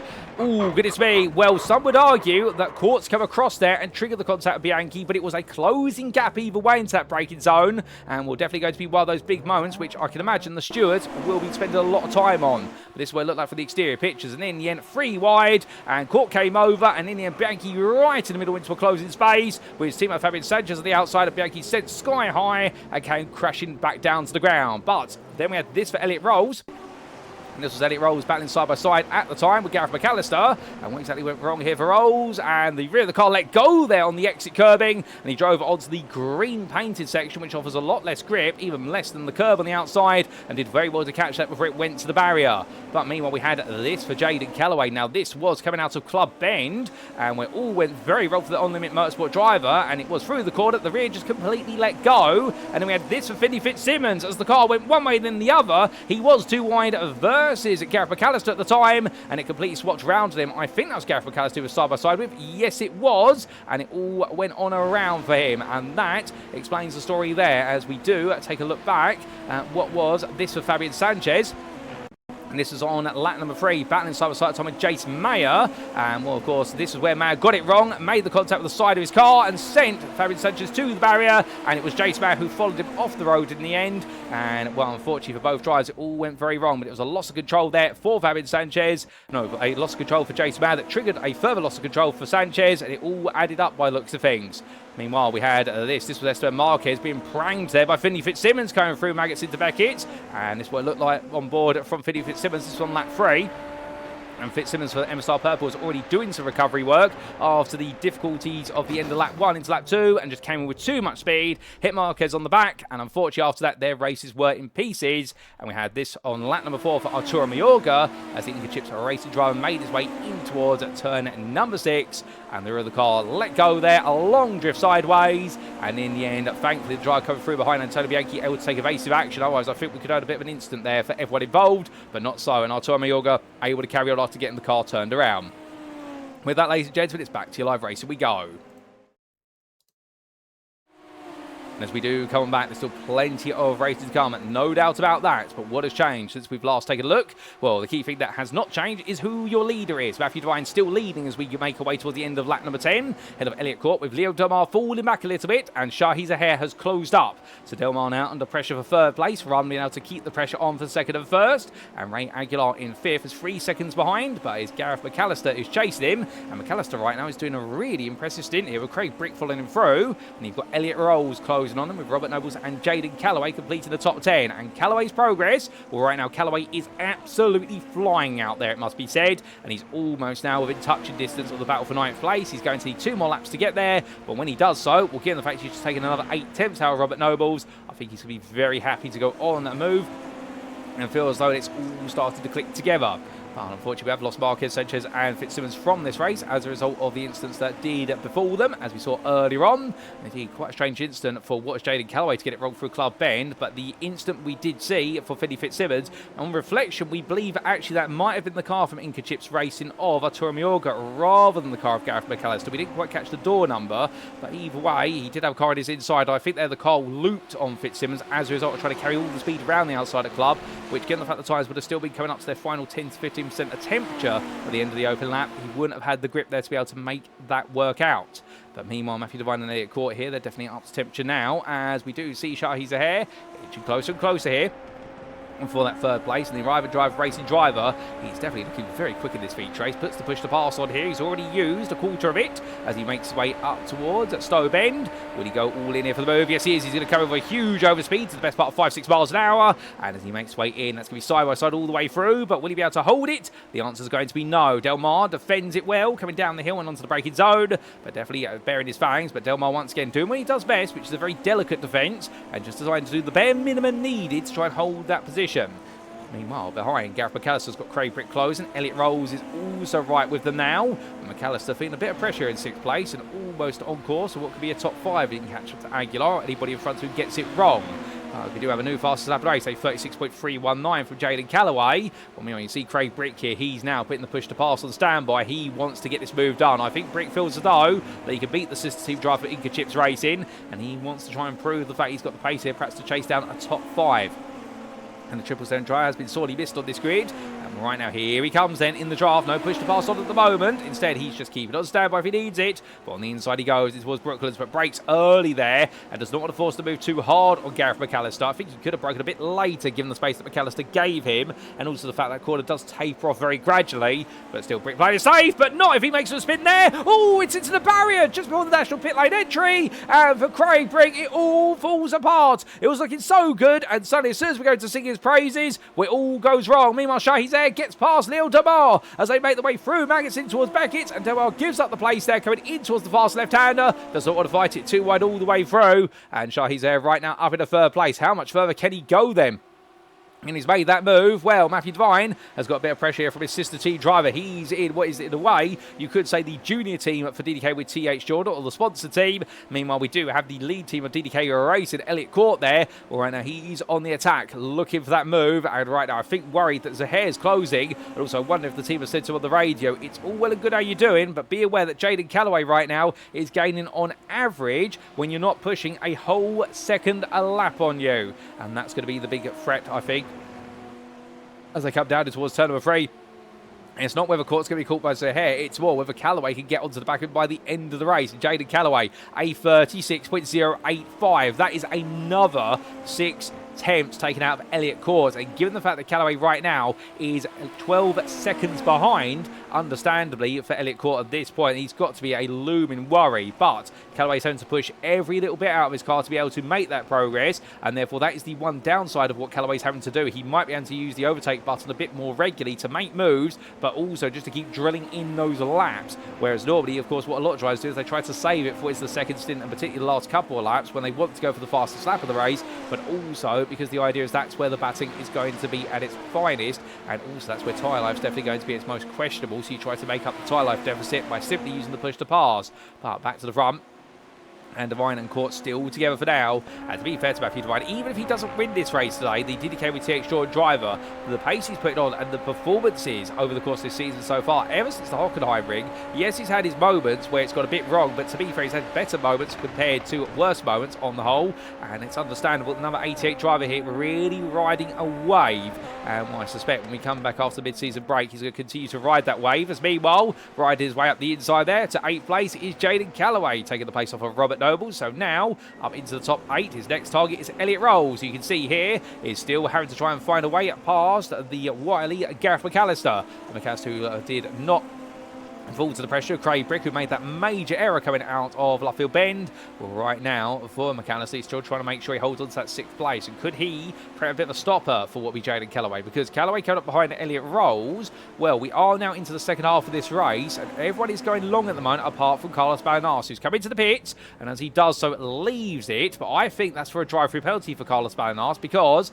I have not seen that car come to a stop. I think Balanas is coming with a drive-through for track limits or instant points. All of the instant points have been used up, and therefore now he's going to come to the pit lane a bit later on, but that will put him out of the hunt theoretically for 12th place. It will put him a lap down on the leaders, but the biggest problem he will have at this point is the fact that he will need to come in again for that pit stop, and that's going to cost him even more time. But Jace Mayer, meanwhile, is in. He comes in from 12th place, makes his way onwards. In fact, from 11th place, Arturo Mioga has taken the place off him on track, but definitely now that's his strategic pit stop, and I think strategy is going to become a bigger thought process for all these drives soon. But Elliot Court still chasing down Devine. We ride on board, looking down over where the driver sits at the DDK Racing 23, and the British driver here falling back once again, but he can definitely afford to lift and coast, or LICO as it's abbreviated to in the modern parlance of Formula 1. And as he makes his way on through, we'll refer to it as lift and coast, thank you very much. And we'll comes down towards turns at 16 and 17, onto the brakes he goes.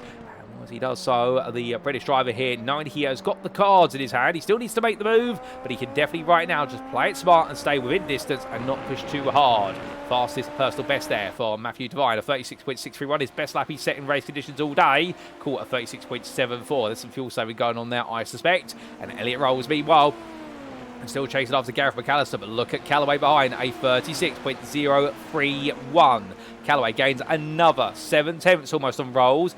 He will be in attacking distance midway through this lap. But behind is Robert Nobles, who is trying to stay with this group. And right now, I think he's going to be hopeful that Jaden Callaway make his way on past. He's going to bring Nobles back into this fight, not with Callaway, but with Rolls and McAllister for some more valuable points. And Tony Bianchi 21 seconds away from this whole group in, and right now a bit of a lonely 10th place. But remember, his fight right now is off in the distance with Arturo Mioga, who is pitted, and he'll be hoping that he can beat Arturo Mioga when it comes to the pit stops a little bit later on, and how the undercut versus the overcut works out. Arturo Mioga across the line, personal best on a 38.292, so keeping up good momentum is the number 55 driver. And as always, a huge thank you to him for the software that he's provided us to enable us to bring you replays of the racing action in a post-round broadcast. But as Gareth McAllister makes his way onwards, well, right now we see Elliot Rolls and Jaden Callaway, they're all together now. This is not what you want to see in your rearview mirrors if you're an INCA Chips racing driver. But of course, McAllister here, if he plays his cards right, he can force Rolls and Callaway to fight each other. Now, if you were on the Limit Motorsport at this point for Callaway, or even Elliot Rolls and DDK Racing, surely they've got to be thinking about strategy, but not before Elliot Rolls goes all in. So he decides at the last moment here to put the push to pass on, goes at the inside of McAllister. McAllister has no response other than to let it go, it would seem. But Callaway comes in, and that's what we were about to say, was the fact that Callaway can come in here and jump the two of them in the pit stop, so he gets it right. As we all Rolls and McAllister stay out, divides into the pits. Leo Damar's in as well. Robert Nobles comes in, so we're seeing the pit stop start to come. As the drivers make their way towards the end of the second third of this race. Indeed, when they go to lap number 17, they'll only have a third of it to go. But Rolls making a smooth move past McAllister. But I think McAllister decided not to fight it too hard and just stayed in the wheel tracks there of the man who I suspect he feels is quicker than him, but he can use a bit of a benchmark in a pace car. But Matthew Devine, the first of the drivers to make the way in, but will he be the first to make his way out? The answer is going to be yes. He makes his way up the rise, and there he goes then. And as he does, we number 88 driver here heading back onto his journey, and right now looking quick, no doubt about it. But where will this bring him back out? He was, of course, battling for the podium. He was with Elliot Court, the leader, but now he falls into a bit of clear track. He has got Leo Delmar, 3.3 seconds behind, and between the two of them is the lap down car of Carlos Balanar. So therefore, the Raccoon GP driver will not be able to put up a fight with these drivers. And remember the fact he has already been into the pits for, we believe, a drive-through penalty. We've not seen a pit stop for Balanar, so I suspect he will be pitting soon. But as we do see Delmar carry on, Jaden Callaway, 6.3 seconds behind, but we're a pit stop of only 6.25 seconds to Delmar's 6.16 and Devine's 6.48. Well, Callaway has bought himself clear track, and he might be able to use that. Arturo leaves the pit lane as Antonio Bianchi will re-emerge ahead of him. But where will Jace Mayer be? Mayer's pitted on lap 13, and I think Mayer's going to jump Mayorga. Yes, he will. So Jace Mayer gets ahead up into 11th. Mayorga now falls down to 12th place here, but I think that's going to be the fall over then, because right now Carlos Balanas will not be able to catch him, at least as we suspect. And Craig Brick, unfortunately, with Esteban Marquez, Fabian Sanchez and Finney Fitzsimmons are all out of this race. But it's pit stop season as Elliot Court comes in, so does Shahi Zahair, so does Ray Aguilar, Elliot Rolls and Gareth McAllister. So these will be all the pit stops said and done after this, but they all make the way down. Where it is going to be a long trip to the very end of the pit lane for Elliot Court. But where is Matthew Devine? Here he is, coming through the Vale. And as he does so, coming in towards Clark Bend, this will be close. Rolls already leaving the pit lane. So is Elliot Court. They're all coming out quite quickly. And as he makes his way up the rise, where is Devine? Here he is. Well, I think that's be Elliot Court safely back into leader's race. Where's Shahi Zahair? Zahair comes out, but Devine is clear. So Matthew Devine comes back out in second place there by the undercut. Court has gained the best part there of what is a second in the pit lane. And Shahi Zahair, meanwhile, has gained a bit of time on Devine, but not enough. So your top three split out. But meanwhile, Elliot Rolls, he comes out. He's back in the medium with Gareth McAllister, but Jaden Callaway has jumped the pair of them. So Callaway then gets it absolutely spot on. And will Callaway by going for that undercut? He only needed the one lap and he's done it. So Elliot Rolls right now actually falls out behind McAllister. This has not worked out at all for Elliot Rolls. If anything, it's actually put him back behind the man he passed just before Callaway pitted. But he goes on the attack here, too wide in towards Brooklands. It's going to be too wide all the way towards Luffield at this point, and McAllister's not backing off. Brilliant racing respect being shown here. They come all the way through the long right-hander. Right now, Rolls just on the outside, can't maintain it. And it is going to be Gareth McAllister who gets back ahead. But fantastic fighting. Overtake button on there for Rolls. He wants this place. He wants it immediately. He does not want to waste any more time. McAllister has to push the pass on as well. 2-1, they're coming to Cops Bend, and Rolls are going to go around the outside, but he runs very wide. Comes back on there. Well, it will be an off track, but I do believe he'll be allowed to hold that place. He'll use up an instant point to do it, but Gareth McAllister in the end put up a formidable fight. But Elliot Rolls using all the track and some value-added tarmac as well on VAT. Well, right now in the end, the number 3 drive does make his mark, but not without losing time to Jaden Callaway, who's leapt over both of them by pitting a lap earlier. So Jaden Callaway right now up in the 6th place.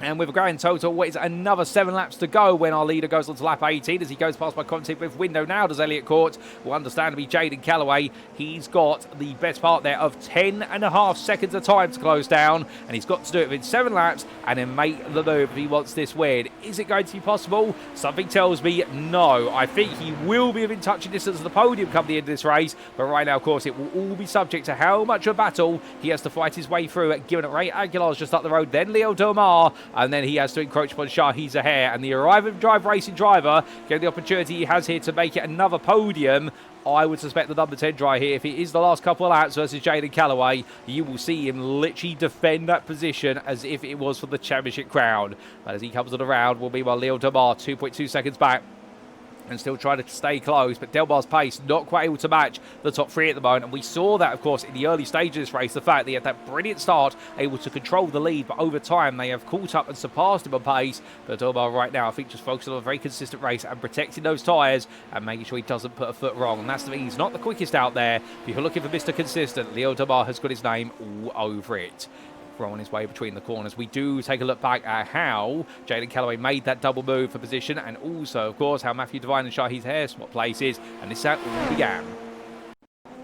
So this was Devine making his way then out of the final corner. Remember, he had pitted before Zuhair, and as he came in towards turn number 1, well, there he went, and Shahi Zuhair, meanwhile, still making his way out the pit lane, and there he came from behind. But what about Jaden Callaway? Here he was making his way down the start finish straight. As he did so, powered his way onwards, we're going to see there was Gareth McAllister leaving the pitch just ahead of Elliot Rolls, and Callaway just squeezed through it and partial free wide there for a moment. And then we did have Elliot Rolls go on the attack, but it didn't quite work out, and he had to wait until a little bit later to be able to make the move happen, and it cost him some time. But this was, of course, the battle then that they raged between each other as they made the way onwards towards Wellington Straight. At this point, Elliot Rolls said, right, I'm going to go all in for this, and we'll win up the inside versus McAllister into Brooklands, but he then had to fight it around the outside of Luffield Bend. Well, the two of them were absolutely side by side all the way through. Brilliant, respectful racing here. And well, Elliot Rolls really having his blood pumping, and the Scotsman on the attack all the way onto the National Straight. And in the end, it was Gareth McAllister who defended hard, but he could not quite hold the defence, as it was going to be Rolls forced to go all the way around the outside to make this happen, to use the track a bit more. And in the end, he went for it, and he got it done there. Running a bit wide and picking up on the track in the process. But Gareth McAllister's defence finally did wilt. But after that, we had this for Jace Mayer, unfortunately. And whilst the Rodent GP leader is definitely having a good time in the form of Leo Damar, for Jace Mayer, it's not a good time as he came out to turn 18. The rear of the car let go, stamps on the brakes immediately, and his front wing taking a knock there to the pit barrier. And unfortunately for Jace Mayer, that'll be a car coming into the pits for a new front wing. But with that, ladies and gentlemen, it's back to your live pitch as we go. And as we come back, we've still got more time in this race, no doubt about it. We're on lap number 19, and in fact, we'll be on lap 20 very shortly as Elliot Court carries on. But right now, the man who took victory in the sprint race definitely opened up a bit of a gap to make sure he makes it 2 out of 2 wins here today. Matthew Devine, to be fair, well, after finishing 4th in race number 1, well, right now on course for another podium. He's not had too many this season, but he'll be adding another podium to the mix. Indeed, it'll be joining that absolutely brilliant run to the podium at what was the Hockenheim Ring. Being number 88 driver here, definitely right now looking to be at his very best. Well, Elliot Court beats him in the end. It was on pace, but they've still got a bit of the race to go, and he won't be giving up. But further back, Jaden Callaway on the back of Ray Aguilar now as we ride aboard here with the 6th place on Limit Motorsport 37. He dispatched Elliot Rolls and Gareth McAllister through strategy. How will he dispatch Ray Aguilar on the road through battling? Well, getting a good run here, headed down the Wellington Straight. Will he bomb it on the brakes in towards turn number 6? The answer is no, just staying back for now, and we'll have to follow the lines. And of course here, we know that Callaway very well versed in battling with the likes of Aguilar, and Jaden Callaway, one of the most decorated drivers on this grid. A 4-time champion, only 1 crown off of Aguilar's 5-time record. And once we come up towards Scott's Bend right now, it's going to be the battle of the 2 most decorated champions. And right now Callaway going a bit too wide there, carrying up some speed. Of course, that'll be a tactical off-track being used there for now. Maggots into Beckett's he goes, and here there's no real way in. He's got to wait. The aim of the game is going to be to get the better run out of Beckett's Bend, and we'll take some very tight apex line there. He understeers out a little bit, and Aguilar, in fact, looking a lot safer. So Callaway loses a bit of time, but opts not to use the overtake button. He does not want to throw away any seconds of that until he knows he can absolutely nail this move on.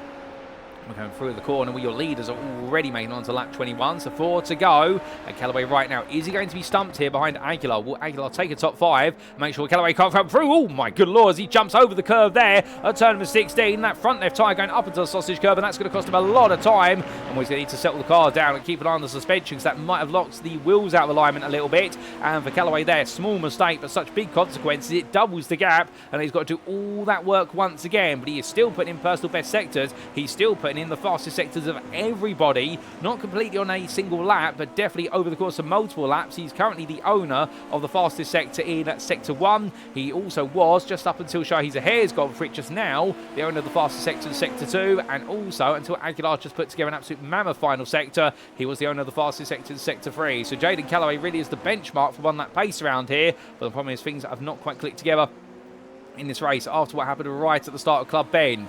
Aguilar hold him off for now, keeping just at arm's reach as they make the way onto the National Straight. 3 tenths of a second is not much, and should Callaway get a really good run through Cox Bend this time, he might be able to think about it in the run into Maggots. But Here he comes then. 2 attempts. Push the pass on at this time. He wants to see if he can make the move, but he's just not quite close enough. And Aguilar just able to keep himself safe for now as they roll off the corners here. And the Squid Gang Racing driver, he'll definitely be feeling the wear of the tyres. They both will, although he has 1 lap fresher tyres compared to Callaway, so this will be in his favour. And of course, the fact he doesn't have the dirty of another car in front. But here comes Callaway, picking up the speed, looks to the inside, and Callaway goes all in here, and it will be up to 5th place he goes. Aguilar does not offer a battle. What he offers instead is a switchback, but unfortunately cannot carry the momentum. And Callaway in the end moves into 5th, and now his next target, Leo Demar. 3 laps remain. Callaway right now, I don't think he's going to have a shot here at the podium, but can he get to 4th place? Can he take 1 final spot to be the first of the podium? We will see as he does put the push to pass on again, and Aguilar meanwhile just tucks it behind, does not want to fight it.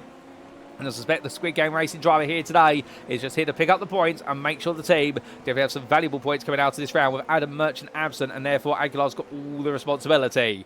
Elliot Court, meanwhile, personal best of that previous lap of 36.32, and will perhaps build himself up very shortly to an attempt to the fastest lap right at the very end. Although that fastest lap currently held by Jaden Callaway, that absolute monstrosity of a lap, that 36.04 to the nearest 100th. Nobody's been able to set a 35.9 so far in race trim. Could we see somebody do it right at the end here, with the car's going to be at its lightest, and the tyres, well, whilst they were a bit aware of them, they will still be primarily in their prime. We'll have to wait and see, as Antonio Bianchi sets the personal best of 37.441. He's currently completed the top 10, but knowing right now his race is done in terms of being able to take any more places, when he does have a 17-second gap to Robert Nobles, who's definitely had a few moments where it's all gone wrong, but Nobles has not fallen back to Bianchi. And remember, Bianchi did, of course, have that huge aerial moment on lap number 1. And the squeeze between himself, Sanchez, and also what was the machining of Court, and sadly it all went wrong for Antonio Bianchi, but still he's keeping it together now, and Arturo Mioga and Carlos Banos a bit further back as Elliot Court rolls his way through the valve, and well, 2 more laps to go. Matthew Devine is matching him at the moment, but I think for Court this is all about just smoothing it out, and the fact that right now this championship definitely has seen some ups and downs. He goes onto the overtake button, so he is going to try to go for the fastest lap. He's going to have 2 attempts at it as Leo Domar moves forward, but Jaden Callaway, we said earlier on, we haven't seen a 35.9, now we have a 35.979, 4 tenths quicker than Leo Domar, but that's the problem he's now got, the fact he's coming up behind the drivers who are almost as quick as him, as Domar one's very deep there at turn number 4. Turn number 3 we should say, and that's going to compromise the line into 4, getting ahead of ourselves there by a single corner. And Leo Domar right now, with all the momentum he's got, well, the problem is that the Rodent GP driver does not want to make any mistakes. He can't really afford to. You can see there the push to pass active on Callaway's car. He's going for another fastest lap of this race. Well, hopefully he doesn't do a St. Petersburg, which he throws it all away. But understandably right now, he's one of those drivers. He is the real Ayrton Senna when it comes to laps, in the fact that he's got to be driving at 100% all the time. And if he gets it wrong, it'll be spectacular when he gets it wrong. When he gets it right, oh my goodness, is it so right in terms of those laps. Through Cops Bend right now, that gap is coming down so quickly. In fact, that's already down to 8 tenths of a second here by the time they get into Maggots into Beckett. Callaway is flying here, using all the engine power plus the bonus engine power he can give himself. And right now, I think he's going to be attacking Del Mar on the final lap, but where does he attack him? That's the trick. And how does Del Mar respond? Well, Del Mar's not responding here with a push to pass down the straight. You would think he would, just to minimise the amount of gap that's being closed down. But Del Mar playing it passive at the moment. I wonder if that's going to come back to haunt him. We'll have to see, as meanwhile here comes Elliot Court then, making his way through the final corner and onto the final lap. He sets a 35.549, but it's invalidated by a track limit infringement. But Court right now in control here. 1 more lap to go before he makes it back-to-back victories at his home circuit for the season. Matthew Devine comes on through, second at the moment, with Shahi's there 2.2 seconds behind. But Leo Domar has got Jaden Callaway close behind, and Callaway a 35.244. That is an absolutely incredible lap. And I don't think anyone's going to be able to respond to that. And that was with the draft as well of Del Mar's car on the straights, which have proven valuable. But this is going to be the big battle right at the end. Who will take 4th place? Will it be Del Mar, or will Callaway come through? Well, Del Mar goes to fence immediately here, coming down the Wellington straight. He's going to force Callaway to go outside to inside through Brooklands into Luffield. They enter the corner. Callaway right now trying to sweep it all the way around the outside and under braking. He's going to get ahead of Jaden Callaway. That's done before he even gets to Luffield. What a move there for Jaden Callaway. Leo Domar made it hard, but to be fair, Jaden Callaway, and then he's just simply got that extra 10%. And right now, that's where he's able to take that 4th place. We can see Aguilar a bit further back there. He's not going to be able to get close enough for this one. all the way to the very end, but Jaden Callaway right now flying as he makes his way out of Cops and up towards Baggett's into Beckett, but as he comes on through, Shahi Zahir right now in third place is going to be very safe all the way to the very end. Given the fact he's got a 4-second gap to Callaway, and even if he comes down, he can take his time, but Matthew Devine just a little bit too quick for him as they come up in towards Stowe, and right now Devine looking set for his first second place finish of the feature race this season. But for this man, for Elliot Court, well, what a day it's been today. Missed out on pole, but took the win in the sprint race, and in the feature race, he clawed his way through the field, and for Elliot Court, it's back-to-back wins at Silverstone as he takes the win with 36.0 at the line, his personal best lap. Matthew Devine takes his best result of the season in second place, and it will be Shahi Zahir who completes the podium. Leo Demar comes on through, he'll finish in at fifth place just behind Jaden Callaway, who takes the fourth in the end as our time tower glitches for a brief moment, but Callaway recovers from the back all the way to fourth for On Limit Motorsport ahead of Del Mar, and it'll be Ray Aguilar who takes sixth place, just missed out in the top five, but ahead of Elliot Rolls who comes home seventh there for DDK Racing. A frustrated day to him, but redemption in the second race to a degree. Gareth McAllister comes home eighth there with a good haul of points. Well done to him in the number 25, and it will be Robert Nobles who comes to line in ninth place in the end. In a changing day for MSR Purple, but to be fair, he's not letting the points go astray. And then we'll see Antonio Bianchi coming through the last couple of quarters to complete the overall top 10. And we'll give him how it started. The fact he's coming home in this race on the lead lap with some points as well, he'll be grateful for that, even with the drama. And that's big scary moments, of course, with that launch into the air code for Brooklands. And then we'll see Arturo Miorga. He will be your last lead lap finisher. But before him, Carlos Banas for Raccoon GP finishes 12th. Well done to the Mexican driver, takes the final point today. And then it will be Arturo Miorga landing 2 points, coming home in 11th place there on the lead lap for INCA Chips Racing. Well, ladies and gentlemen, that concludes our second race of the day. And what a race we've had. Some brilliant driving, some brilliant battles, and some absolutely huge drives. But as Robert Nobles calls on down, indeed a bit of a frustrated day today for the MSR Purple driver in the number 2, while Arturo Miorga kept it absolutely clean and clinical all the way throughout. And as he toes to the pit, we take a look to the scenic view, and let's take a look at those race results subject to Eddie Stewart's inquiries. And as we can see, Elliot Court, your winner for DDK Racing, and taking back-to-back victories here, head of his teammate, or sister team driver, we should say, of DDK with TH Jordan's Matthew Devine. And in the end, Devine did very well to make the moves happen versus Leo Demar early on, but Elliot Court was too quick to be held behind, and in the end, it was definitely the day today to shine in the sun for the DDK Racing British driver. But still, behind the American from DDK with TH Jordan, it was then Shahi Zahir, the Sri Lankan for Drive Racing, who had the pace, and Ian was able to make it work out, beating Leo Demar at the game for the hunt for the podium. Jaden Callaway was also able to get ahead right towards the end. The On Limit Motorsport driver put together a monster fastest lap as well, so a bonus point will come to him.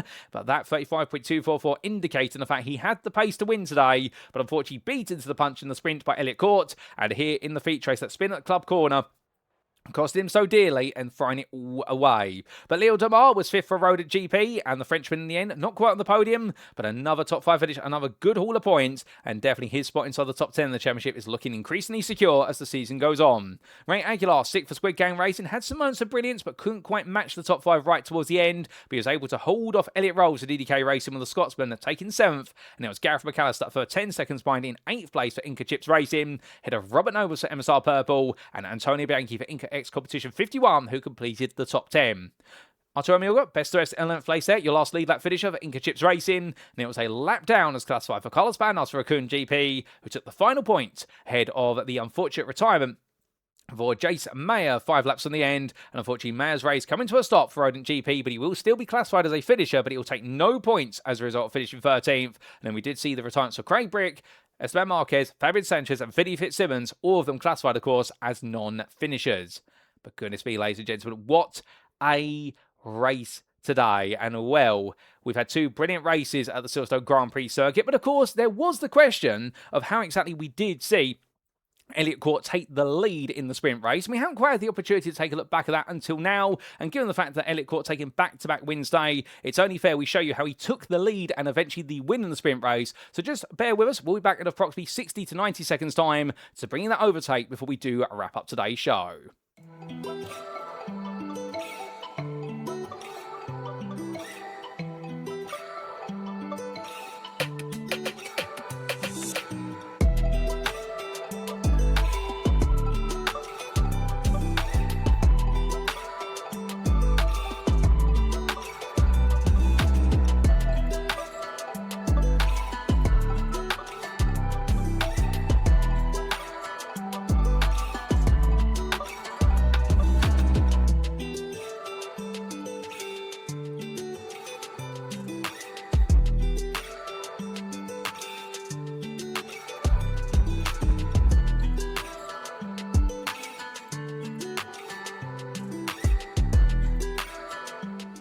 And so as we do come back, ladies and gentlemen, this, of course, was the battle in the sprint race for what would become the win between Jaden Callaway and Elliot Court. And as we did see the two making their way onto lap number 4, where it was caught giving chase there closely. In fact, this was on lap number 3, so a little bit earlier. I'm going to catch a couple of laps here. And it was all about Court trying to make sure that Callaway was under intense pressure.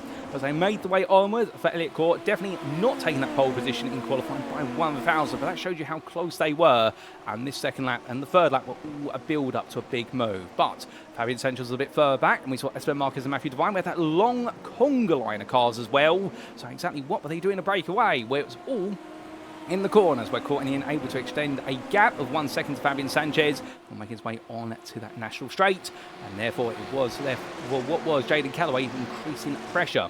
But Elliot Court as well as Callaway both using the track limits as much as humanly possible going through Cops Bend, and it was Maggots into Beckett's here where you can really see having to battle against that dirty air, but Court getting closer and closer even through Maggots into Beckett's, the place where you wouldn't expect him to catch up, but he was catching so the push to pass went on, and this was where he felt he had the momentum and looked to the move coming down what was the hanger straight, but Callaway went defensive, and it was going to be Court looking all the way around the outside and swept him through, but did he get it done there? Not quite, as Callaway then fought back against him and will try to defend it all the way around the outside to inside through the Vale, and that's what he went for. Too wide they entered, and did they leave too wide? Well, they did, but it was Court on the outside there and going all the way around through Club. Somebody had to back out in the end, and that was how they went side by side onto the next lap, and at that point Elliot Court inched ahead little by little, but 2 while they went into Abbey, and going on to lap number 4, Elliot Court finally sealed the lead in the sprint race, and that's how he brought home 2 from 2 today after his heroics course in the feature. But with that, ladies and gentlemen, we wanted to make sure you could see that absolutely epic move being made by Elliot Court and fair racing between both of them every step of the way, and with that it is time for us to wrap up.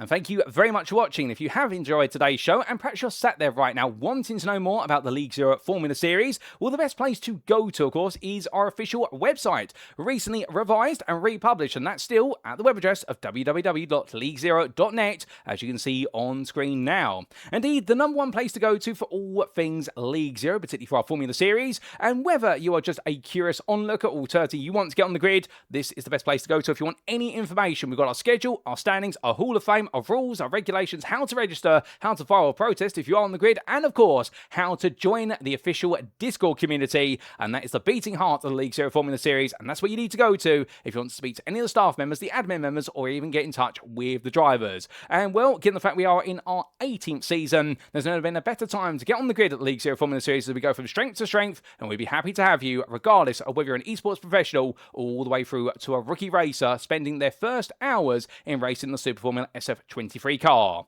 But we'd also like to take this moment and to say a big thank you to our title sponsor, because of course this series is powered by INCA Salsa. And if you are a fan of salsa and are looking to taste the very best, then look no further than INCA Salsa. Contain only the freshest ingredients, no gluten and no added sugar, just like the finest authentic salsa should. Once you've had a taste of the incredible family set recipe salsa from Julio Espino, you'll never want to taste any of the rest. To put yourself in pole position to enjoy the best salsa you ever have, do head to INCA Salsa's official website at shop-inca-salsa.myshopify.com today. But with that, ladies and gentlemen, we must also give a thank you to our other sponsors for this series, who do include MSR Performance Engineering and also Team Goon Squad. And now we turn our attention to next time out. But of course, there is a 2-week gap before we go racing once again, ladies and gentlemen. We have got our mid-season break as of next week, and we will be back for round number 8. The racing will occur on Thursday, the 14th of May, 2026, but we'll be bringing it to you as if it were live from circuit side at the Hungaroring on Friday, the 15th of May, 2026. And emerging out of Silverstone, what exactly have we seen? Jaden Callaway continues to lead in the Drivers' Championship, holding on to a slender lead with Elliot Court coming back with back-to-back victories here at Silverstone. But Callaway right now has rooted himself to the very top, and it is the challenge for Elliot Court to try and bring him down, and with it, see if he can take the fight all the way to the very end of the season. As for the Team's Championship, with DDK Racing today, they may not have had the perfect day given the difficulties that did strike Elliot Rolls at certain points, but still, Rolls had a redemptive drive in the feature race, and with Court as well landing back-to-back victories. Major points are coming DDK Racing Team's way, and can any anybody stop them when we do make our way to the Hungaroring? Well, we'll see you in 2 weeks' time, ladies and gentlemen. We hope you have a lovely break and get to enjoy a bit of the sun now that we're almost in the summer season. But until then, we have been the League Zero Formula Series, and I've been your host and commentator, Paul Walsh. You've been tuning into a Paul Walsh production, and until next time, remember to stay safe, stay well, stay smiling, and most importantly, as always, remember to stay on track. Good night.